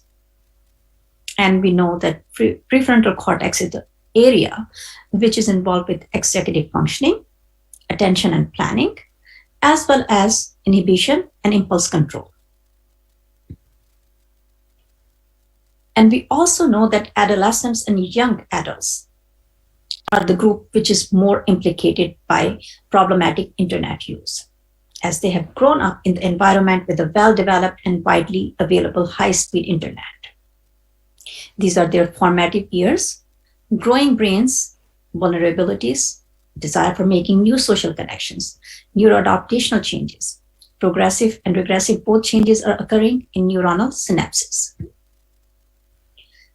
We care because we are concerned about the negative impacts of increased screen time or unregulated screen time and its impact on physical and mental well-being. Studies report sleep disturbances, myopia, carpal tunnel syndromes, neck pain, increasing sedentary lifestyles linked to obesity, which has its own problems on health. Damage to vision and hearing, and some studies also discuss the speech impediment in children. There are also reports of accidents caused by lack of concentration and attention and involvement in mobile devices. Musculoskeletal problems associated with the sitting or lying in the same positions for too long. In addition, there are also reports that there's psychosocial health impacts, such as exposure to cyberbullying, poor psychological well-being, poor self-confidence, family problems and marital breakdowns, and reduced work and academic performances. So now we have discussed the scope of the problem. What can be done? So before we talk about the treatment, let's look at the barriers to treatment. And some of the barriers result from lack of consensus definition for problematic internet use. This leads to lack of well-defined studies to identify the scope of the real problem. The other issue is that the problem can remain invisible because there are lack of boundaries between the regulated and unregulated use. The other problem is abstinence is not possible.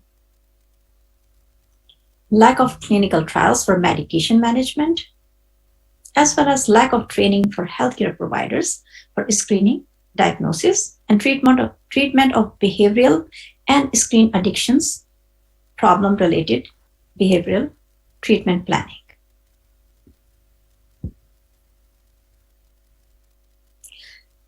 So, if we want to look at the treatment, first we want to focus on harm reduction and engagement. Some of the behavioral treatments, non-pharmacological treatment, include CBT, which addresses the cognition associated with the use and emotions attached to that. Some literature suggests family therapies, including single family groups, multi-family groups, classical family therapy, family media policy. So not only engaging the youth and the young adults, but also the parents and other family members, modeling the behavior which already facilitate the healthy and regulated use of technology. Group therapies, including family-based groups, social groups, school-based groups, self-help groups, or 12-step groups. In addition to that, literature also suggests the combination of therapies could be more helpful, such as CBT and motivational enhancement therapy, or CBT and motivational interviewing. When we look at the pharmacological treatment, one thing to keep in mind is that there are no FDA-approved treatments for this addiction. However, some of the comorbid conditions can be treated related to screen addiction, such as anxiety, depression, OCD, or ADHD. Many studies have reported use of SSRIs, such as escitalopram, fluoxetine, fluvoxamine, citalopram, or paroxetine. And we can see that impulse control problems are related to serotonin. So we can identify the function of serotonin reuptake inhibitors in that regard. Some studies also have discussed Seroquel, antipsychotic. Others have talked about bupropion, atomoxetine, methylphenidate, and further studies have talked about naltrexone. Some studies have also suggested to look at this problem from public health prevention perspective, to focus on children and adolescents, such as in primary prevention in schools, using the psychoeducational programs, supporting resilience and adaptive coping skills. At the level of secondary prevention, implementing the screening at risk population, education about the cyberbullying to children, parents, and school personnel. And at the level of tertiary prevention, starting with the self-help groups, psychoeducational rehabilitation programs, as well as use of mindfulness for cravings and emotional discontrol. And finally, I want to talk about the rehabilitation centers. My apologies that I am not very well aware of different rehabilitation centers or the scope of that in Pakistan at present. However, that is another area which can be utilized in cases of severe addiction where the abstinence or harm reduction is not possible in the community setting. So let's look at the summary and take-home points. Problematic internet use and screen addiction is prevalent in adolescents and young adults. It has overlapping features with substance use addiction and gambling disorders. Adverse impact on well-being and lifestyle trajectories of youth and adults are identified. Screening, identification, and treating of comorbid psychiatric disorders can be helpful. There appears to be an urgent need for policymakers, healthcare providers, academic institutions, teachers, and media partners to raise awareness and engage parents, youth, young adults in education about regulated and productive use of technology. Training of healthcare providers in behavioral therapies such as CBT, motivational interviewing, and motivational enhancement therapies, and incorporating healthy lifestyle behavioral interventions at early stages in life. These are some of the skills which I just wanted to share with the audience, which is beyond the scope of this talk. However, this can be utilized as a reference guide if people are interested. And these are some of the references and resources I wanted to share with you. And with that, I want to thank you so much.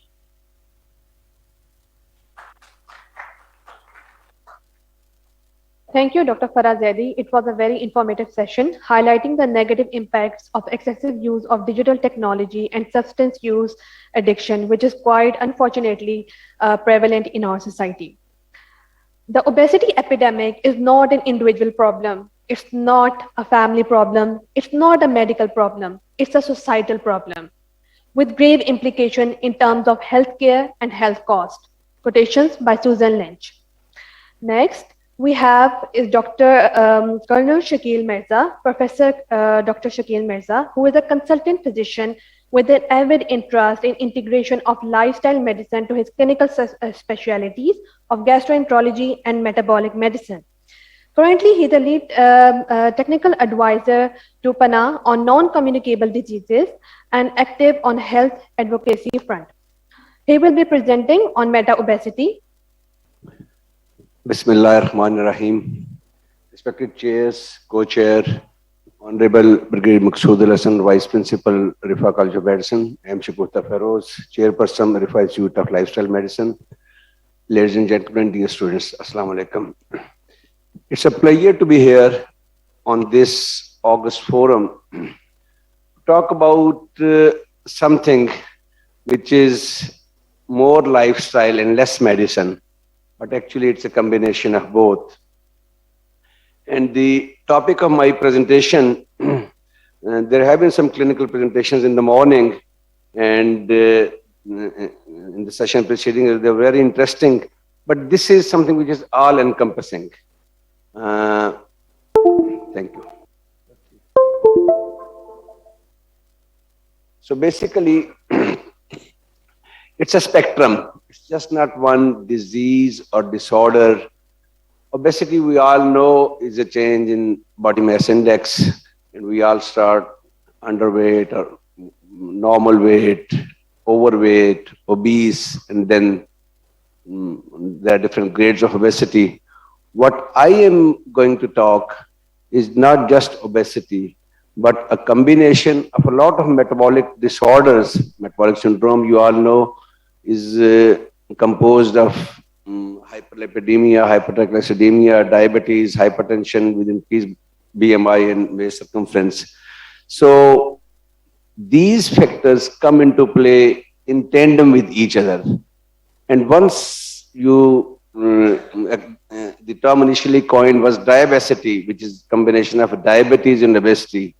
But medical science has come to know that diabetes is again just a syndromic thing, just a symptom or just a presenting form.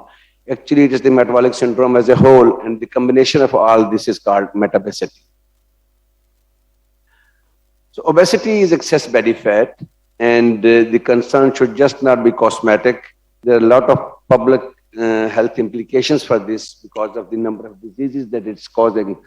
And metabolic syndrome is a development of these conditions when you have high blood glucose, high blood pressure, high triglyceride levels, or high cholesterol in the blood. But more than that, diabesity is something which just drives, it's a perpetual vicious cycle. The obesity leads to increased insulin resistance, that leads to hyperglycemia, that leads to body to produce more insulin, and then that drives to more obesity. So interventions that we have must arrest this cycle at an early point. And these are the implications. It's just not that you have these 5 diseases.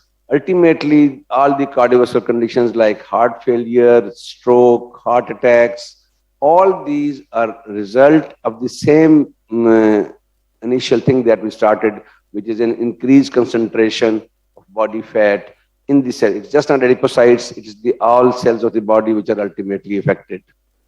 Liver being one important organ that we usually forget or we just dismiss it. It's so common to find a fatty liver report in ultrasound and the physician dismissing it. Nahi, iski to khair hai, ye to theek ho jayega.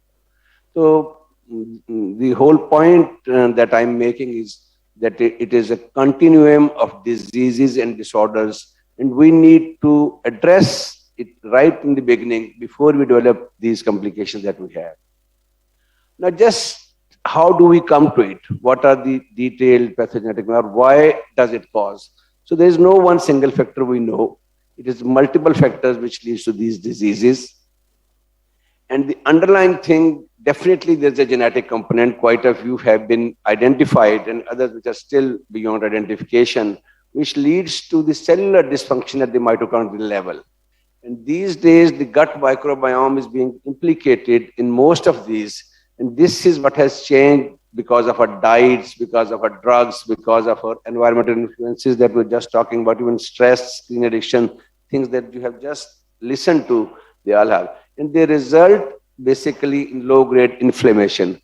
And that inflammation drives basically the insulin resistance that you see there. And ultimately, there are prothrombic states, there are increased hormonal levels, especially the hormones concerned with satiety, which is leptin, and increased activation of reticuloendothelial system, leading to fluid retention and hypertension.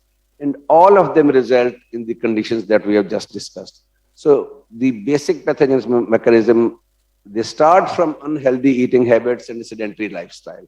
And then all these roles, low-grade inflammation and prothrombotic states, they come on after that. And as I just mentioned, that apart from the DNA damage, there is a lot of new blood vessel formation, which is angiogenesis. And the anti-apoptotic effect, that is the cell death, the programmed cell death which should have been taking place, is not taking place as it is. So ultimately, they are related to cancers as well.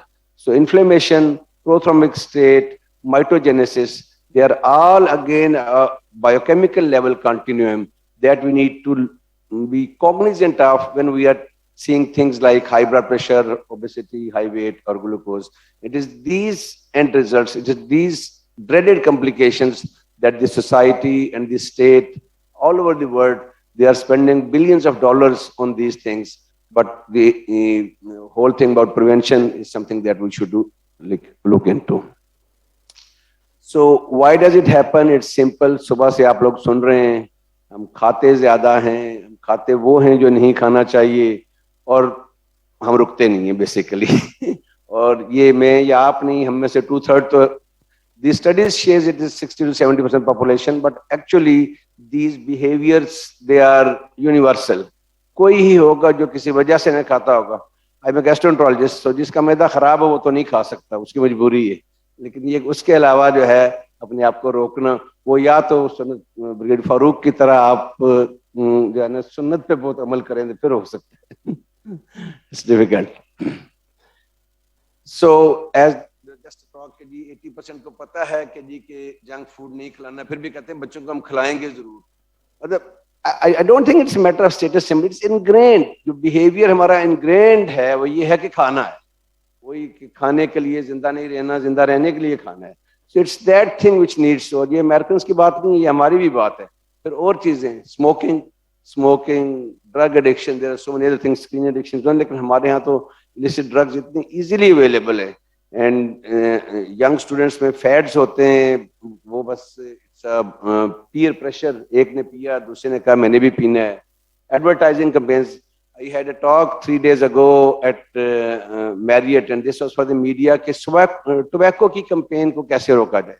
The tobacco companies, they have now taken on some social media people and actors and people who are followed by young people. So they use them in their advertising. So what do we need to do? What does the state need to do? इन चीजों को stop करना, taxes बढ़ाना, ये we had a great session over there. So basically these things need to continue. अब now is the real point कि करना क्या है. मतलब we know almost all of us are aware of this problem, but how to tame this monster? It's a monster. So this thing I think just summarizes the whole thing. We must start with the healthy eating. मतलब एक तो सुबह doctor Shahzad ने बात की थी सोच की. I think that is the सबसे पहले तो वही आती है कि हम we must think we can do it and we must think we should do it. But then a combination of healthy eating and increased physical activity are the two most important factors जो कि आपको इस balance. It's like a bank account. आपने जितना खाया उतना अगर आपने use नहीं किया तो उसने जमा होना है. There are some factors which make this account a compound interest account. Normally simple interest होता है. Compound interest because of genetic factors, because of the comorbidities that you have like diabetes, insulin resistance. You can't help it. Some people have this in their genes, in their phenotype. But it must start from healthy eating. Of course, stress management, sleep, and tobacco. I'll discuss all these. And as I said, start from nutrition. You must choose predominantly whole plant-based foods, fiber-filled, कोई junk food. मतलब everybody likes to have fun food once in a while, but normal हमारी जो average diet है वो इन चीजों पर based होनी चाहिए. Similarly, sleep quality. It's not the amount of कहते हैं 6 से 8 घंटे सोएं 6 से 8 घंटे 8 से 10 घंटे जितने भी आप afford कर सकते हैं. It's the quality of sleep which matters. You must have a sound, restful sleep, after which you must wake up refreshed. ये नहीं कि लोग उठते हैं जी सुबह 2 बजे दोपहर को उठ रहे हैं और उतने ही थके हुए हैं जितने के सुबह 4 बजे जब सोए थे. Just because we disrupted our circadian rhythm, you must sleep in time and you must have exercised and eaten in a balanced proportion. फिर ही आपको अच्छी नींद आएगी और अगर अच्छा काम किया हुआ तो और अच्छी नींद आएगी. Of course, stress management or healthy relationships, these things are sometimes not the focus of your main effort, but they do bring about the positive hormone. As just ma'am said about the hormonal changes, you can reverse PCOD, you can reverse infertility, you can reverse obesity just by thinking positively and doing positive things. और lifestyle medicine में एक दो और चीजें जो really important हैं, environment करो, go out in the sun, go out in the wild, enjoy scenery, जो कि अब बहुत कम जगहों पे रह गई है, लेकिन हमें शहरों से बाहर निकलना चाहिए. गांव में जाएं, कितना सुकून मिलता है. Hydrate yourself well. एक और चीज जो हम अक्सर भूल जाते हैं, हम चाय तो पियेंगे, हम डू हैव फिजी ड्रिंक्स या कोई जूस भी पी लेंगे, लेकिन सादा पानी नहीं पियेंगे. We must make it a habit. Body is 95% water. Your body needs water to maintain itself. Skin, ये जितने भी आपके थेरेपिस्ट चले जाएं, आप जो है ना कॉस्मेटोलॉजिस्ट के पास जाएं, वो आपको पानी के तरह तरह के फार्मूले बताएंगे, इसमें कुकम्बर्स डालें, इसमें ये डालें, बट इट्स प्राइमरीली वाटर. तो must do that. Emotional wellbeing बात हो चुकी है. ये आप सब लोग यहाँ सब पढ़े लिखे बैठे हैं, मुझे बताने की जरूरत नहीं है कि it's a holistic process. Lifestyle medicine में कोई एक चीज नहीं है. ये क्या है? और इंटीग्रेशन से मेडिसिन की ये it's validated now. Ma'am Shugufta was telling this morning, Harvard, Yale, हमारे लिए बड़े नाम है. जब वो कह दें तो हमारे लिए बड़ा इंपॉर्टेंट हो जाता है, लेकिन हमें खुद समझ होनी चाहिए कि ये चीजें हम सब ने ओवरऑल स्पेक्ट्रम में एक होलिस्टिक तरीके से चेंज करेंगे तो चीजें बहुत अच्छी होंगी. It's very important to engage our patients. Not only patients, their family, their attendants जो उनके साथ आ रहे, their carers. और we have medical students अभी इस वक्त जरा कम ही रह गए हैं, लेकिन it is the youth जिनको आपने इन्वॉल्व करना है और यूथ ने आपका मैसेज भी लेके चलना है. They are going to implement it. हमें जितना प्रेशर अपने बच्चों से फील होता है, अपने पीयर्स, हमें कोई भी दोस्त यार के हम कहते हैं खैर है, बच्चों के कहते हम कहते हैं नहीं यार ये काम करना चाहिए. So they must be involved in this healing process. Good nutrition, यहाँ पे बहुत न्यूट्रिशनिस्ट बैठे हुए हैं, सारा इसमें डिटेल अब जाती है. फाइबर कितना होना चाहिए, carbohydrate, protein, calories. Ultimately it is the balance. आपकी जो कैलोरिक इनटेक है that must be commensurate with your physical activity and usually try to keep a negative balance. क्योंकि पॉजिटिव बैलेंस अगर आपका 200 कैलोरीज का भी दिन का है तो महीने का आपका 1 kg 1.5 kg वेट बच जाएगा. और calculate that over life time. That's how के जी के 20s 30s में आप बिल्कुल पतले होते हैं और फिर हर 2 साल बाद आपको नई वेस्ट की पतलूनें बनानी पड़ती हैं. तो this is something that we can have by healthy eating. अच्छा, गट फंक्शन के लिए बड़ा अच्छा है. जितना आपका फाइबर होगा your gut function will remain good. और गट माइक्रोबायोम जो है वो हमने अभी थोड़ी देर पहले बताया कि वो सारा इंपॉर्टेंट है. Hydration, I just mentioned it. Now physical activity. अक्सर लोग मेरे घुटनों में दर्द है, मैं तो चल नहीं सकता, मेरे तो कमर में दर्द है, मतलब और ये दर्द ऐसे हुआ इसी वजह से है कि वो 20 है, लेकिन now that they have come to you, so you must tell them कि जी कोई आप वेट ट्रेनिंग करने की जरूरत नहीं है. एरोबिक एक्सरसाइज अगर आप चल नहीं सकते आप साइकिलिंग कर सकते हैं. अगर आप वो नहीं कर सकते आप घर के अंदर जो थोड़ा बहुत करें. We don't have much swimming pools, लेकिन those who can afford to, they can go swimming. उसमें कोई वेट का किसी जॉइंट के ऊपर नहीं है. So you must devise the physical activity to the person जो उसकी personality है. Aerobic exercise is the best for the cardiovascular fitness. लेकिन अगर कोई थोड़ी वेट ट्रेनिंग करता है या टोनिंग करना चाहता है, balance exercises are very important.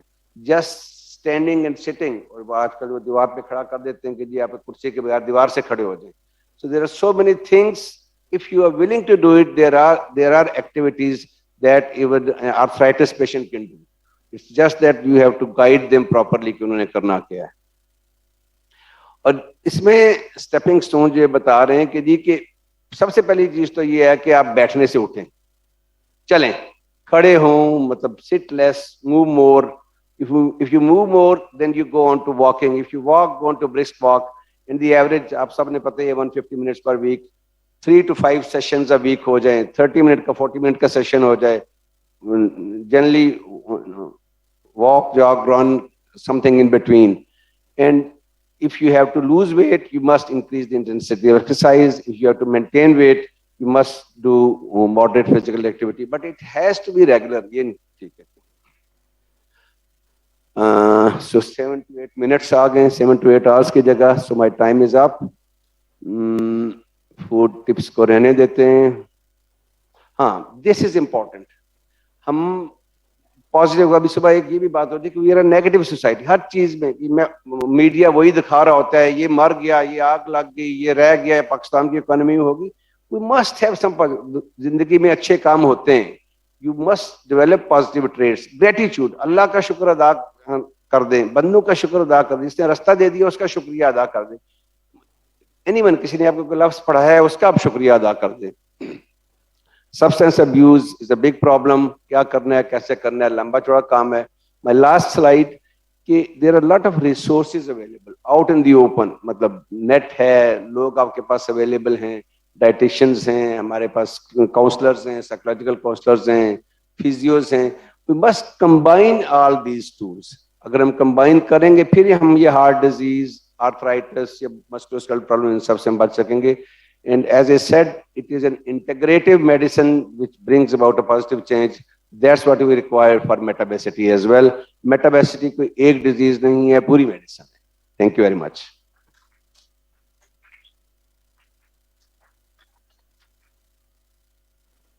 Thank you, sir, for sharing your valuable words with us. No doubt, gratitude is very important, integral part of happiness.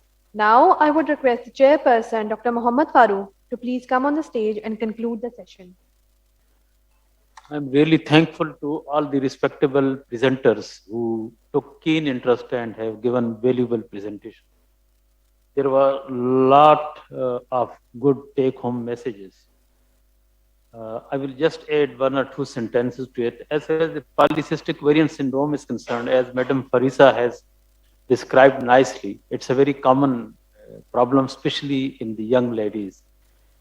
And it is not only the syndrome itself, it's related with a lot of psychological problem, personality problem. And this is the peak age of learning and teaching. As acne, hirsutism, and obesity is related, so a disease very closely mimicking this is the Cushing syndrome, which is not a very rare disease. It's only that if we can appreciate and we can understand and we can increase the height of suspicion of the diagnosis, then we can diagnose this also. So we should think that a lady with this symptom may not be suffering from Cushing syndrome. As far as screen addiction is concerned, I will say that the young children, it's not only the problem of young children, it's the problem of all which we are sitting here. And children, they just copy us. हम अक्सर जो है ना बैठ के अपने बच्चों के बारे में तो कहते रहते हैं कि जी हमारे बच्चे तो ये हैं तो हमारे, बट बच्चे किधर से कर रहे हैं? बच्चे हमें देख के करते हैं. पहले हम अपने गरीबान में झांके कि हम मोबाइल से कितने दूर बैठ सकते हैं, कितनी देर मोबाइल के बगैर, लैपटॉप और टीवी के बगैर बैठ सकते हैं. You know, children, they have a lot of energy and force to express. अब उनको force express करने के लिए अगर आप positive environment नहीं देंगे, they need happiness, they need relaxation. और अगर ये चीज आप उसको टाइम नहीं देंगे, उनको बाहर नहीं निकालेंगे, खेल कूद का मौका नहीं देंगे, उनको वही बचपन में जो हमें नानी दादियां स्टोरियां सुनाइया करती थी, वो हम उनको अपने बिस्तर में अपने साथ बिठा के प्यार वाली बातें नहीं करेंगे, तो फिर तो यही होगा कि फिर मोबाइल और नेट हर घर में अवेलेबल है, फिर वो यही काम करेंगे. बट आई टेल यू कि ये जो मोबाइल और स्क्रीन है, इससे जो बच्चे को चीज हासिल होती है, it is only pleasure and joys. इसको कहते हैं hedonic effect, and it result in the secretion of dopamine. ठीक है ना? और ये वक्ती होता है, प्लेजर एंड जॉय. इसके साथ न तो कोई रिलैक्सेशन होती है और न कोई हैप्पीनेस होती है. जबकि अदरवाइज अगर आप बच्चे को टाइम दें, कहानियां सुनाएं, खेलें कूदें, बाहर लेके जाएं, आउटिंग पे लेके जाएं, उससे बच्चे को रियल हैप्पीनेस होती है और रिलैक्सेशन होती है. उससे उसको नींद भी अच्छी आती है, उसकी मेमोरी भी तेज होती है और साइकोलॉजिकली भी स्ट्रांग होता है। तो ये बहुत जरूरी है कि अगर हम चाहते हैं कि हमारे बच्चे स्क्रीन एडिक्शन से दूर रहें तो बराए मेहरबानी हम अपने आप को भी स्क्रीन एडिक्शन से दूर रखें। मेटाबोसिटी पे कर्नल शकील ने कोई कसर तो छोड़ी नहीं है, तो I think we should all be taking care of. वो कहते हैं ना, जिसने अपने आप को पहचाना उसने रब को पहचाना, और जिसने रब को पहचान लिया वो पहुंच गया। तो अपने आप को पहचानने के लिए है कि जो मेरी जरूरत है मैं उतना ही करूं, उतना ही खाऊं और उससे ज्यादा न करूं। ये अपने पहचान की सबसे बड़ी निशानी है। जज़ाकल्लाह। अल्लाह हाफिज।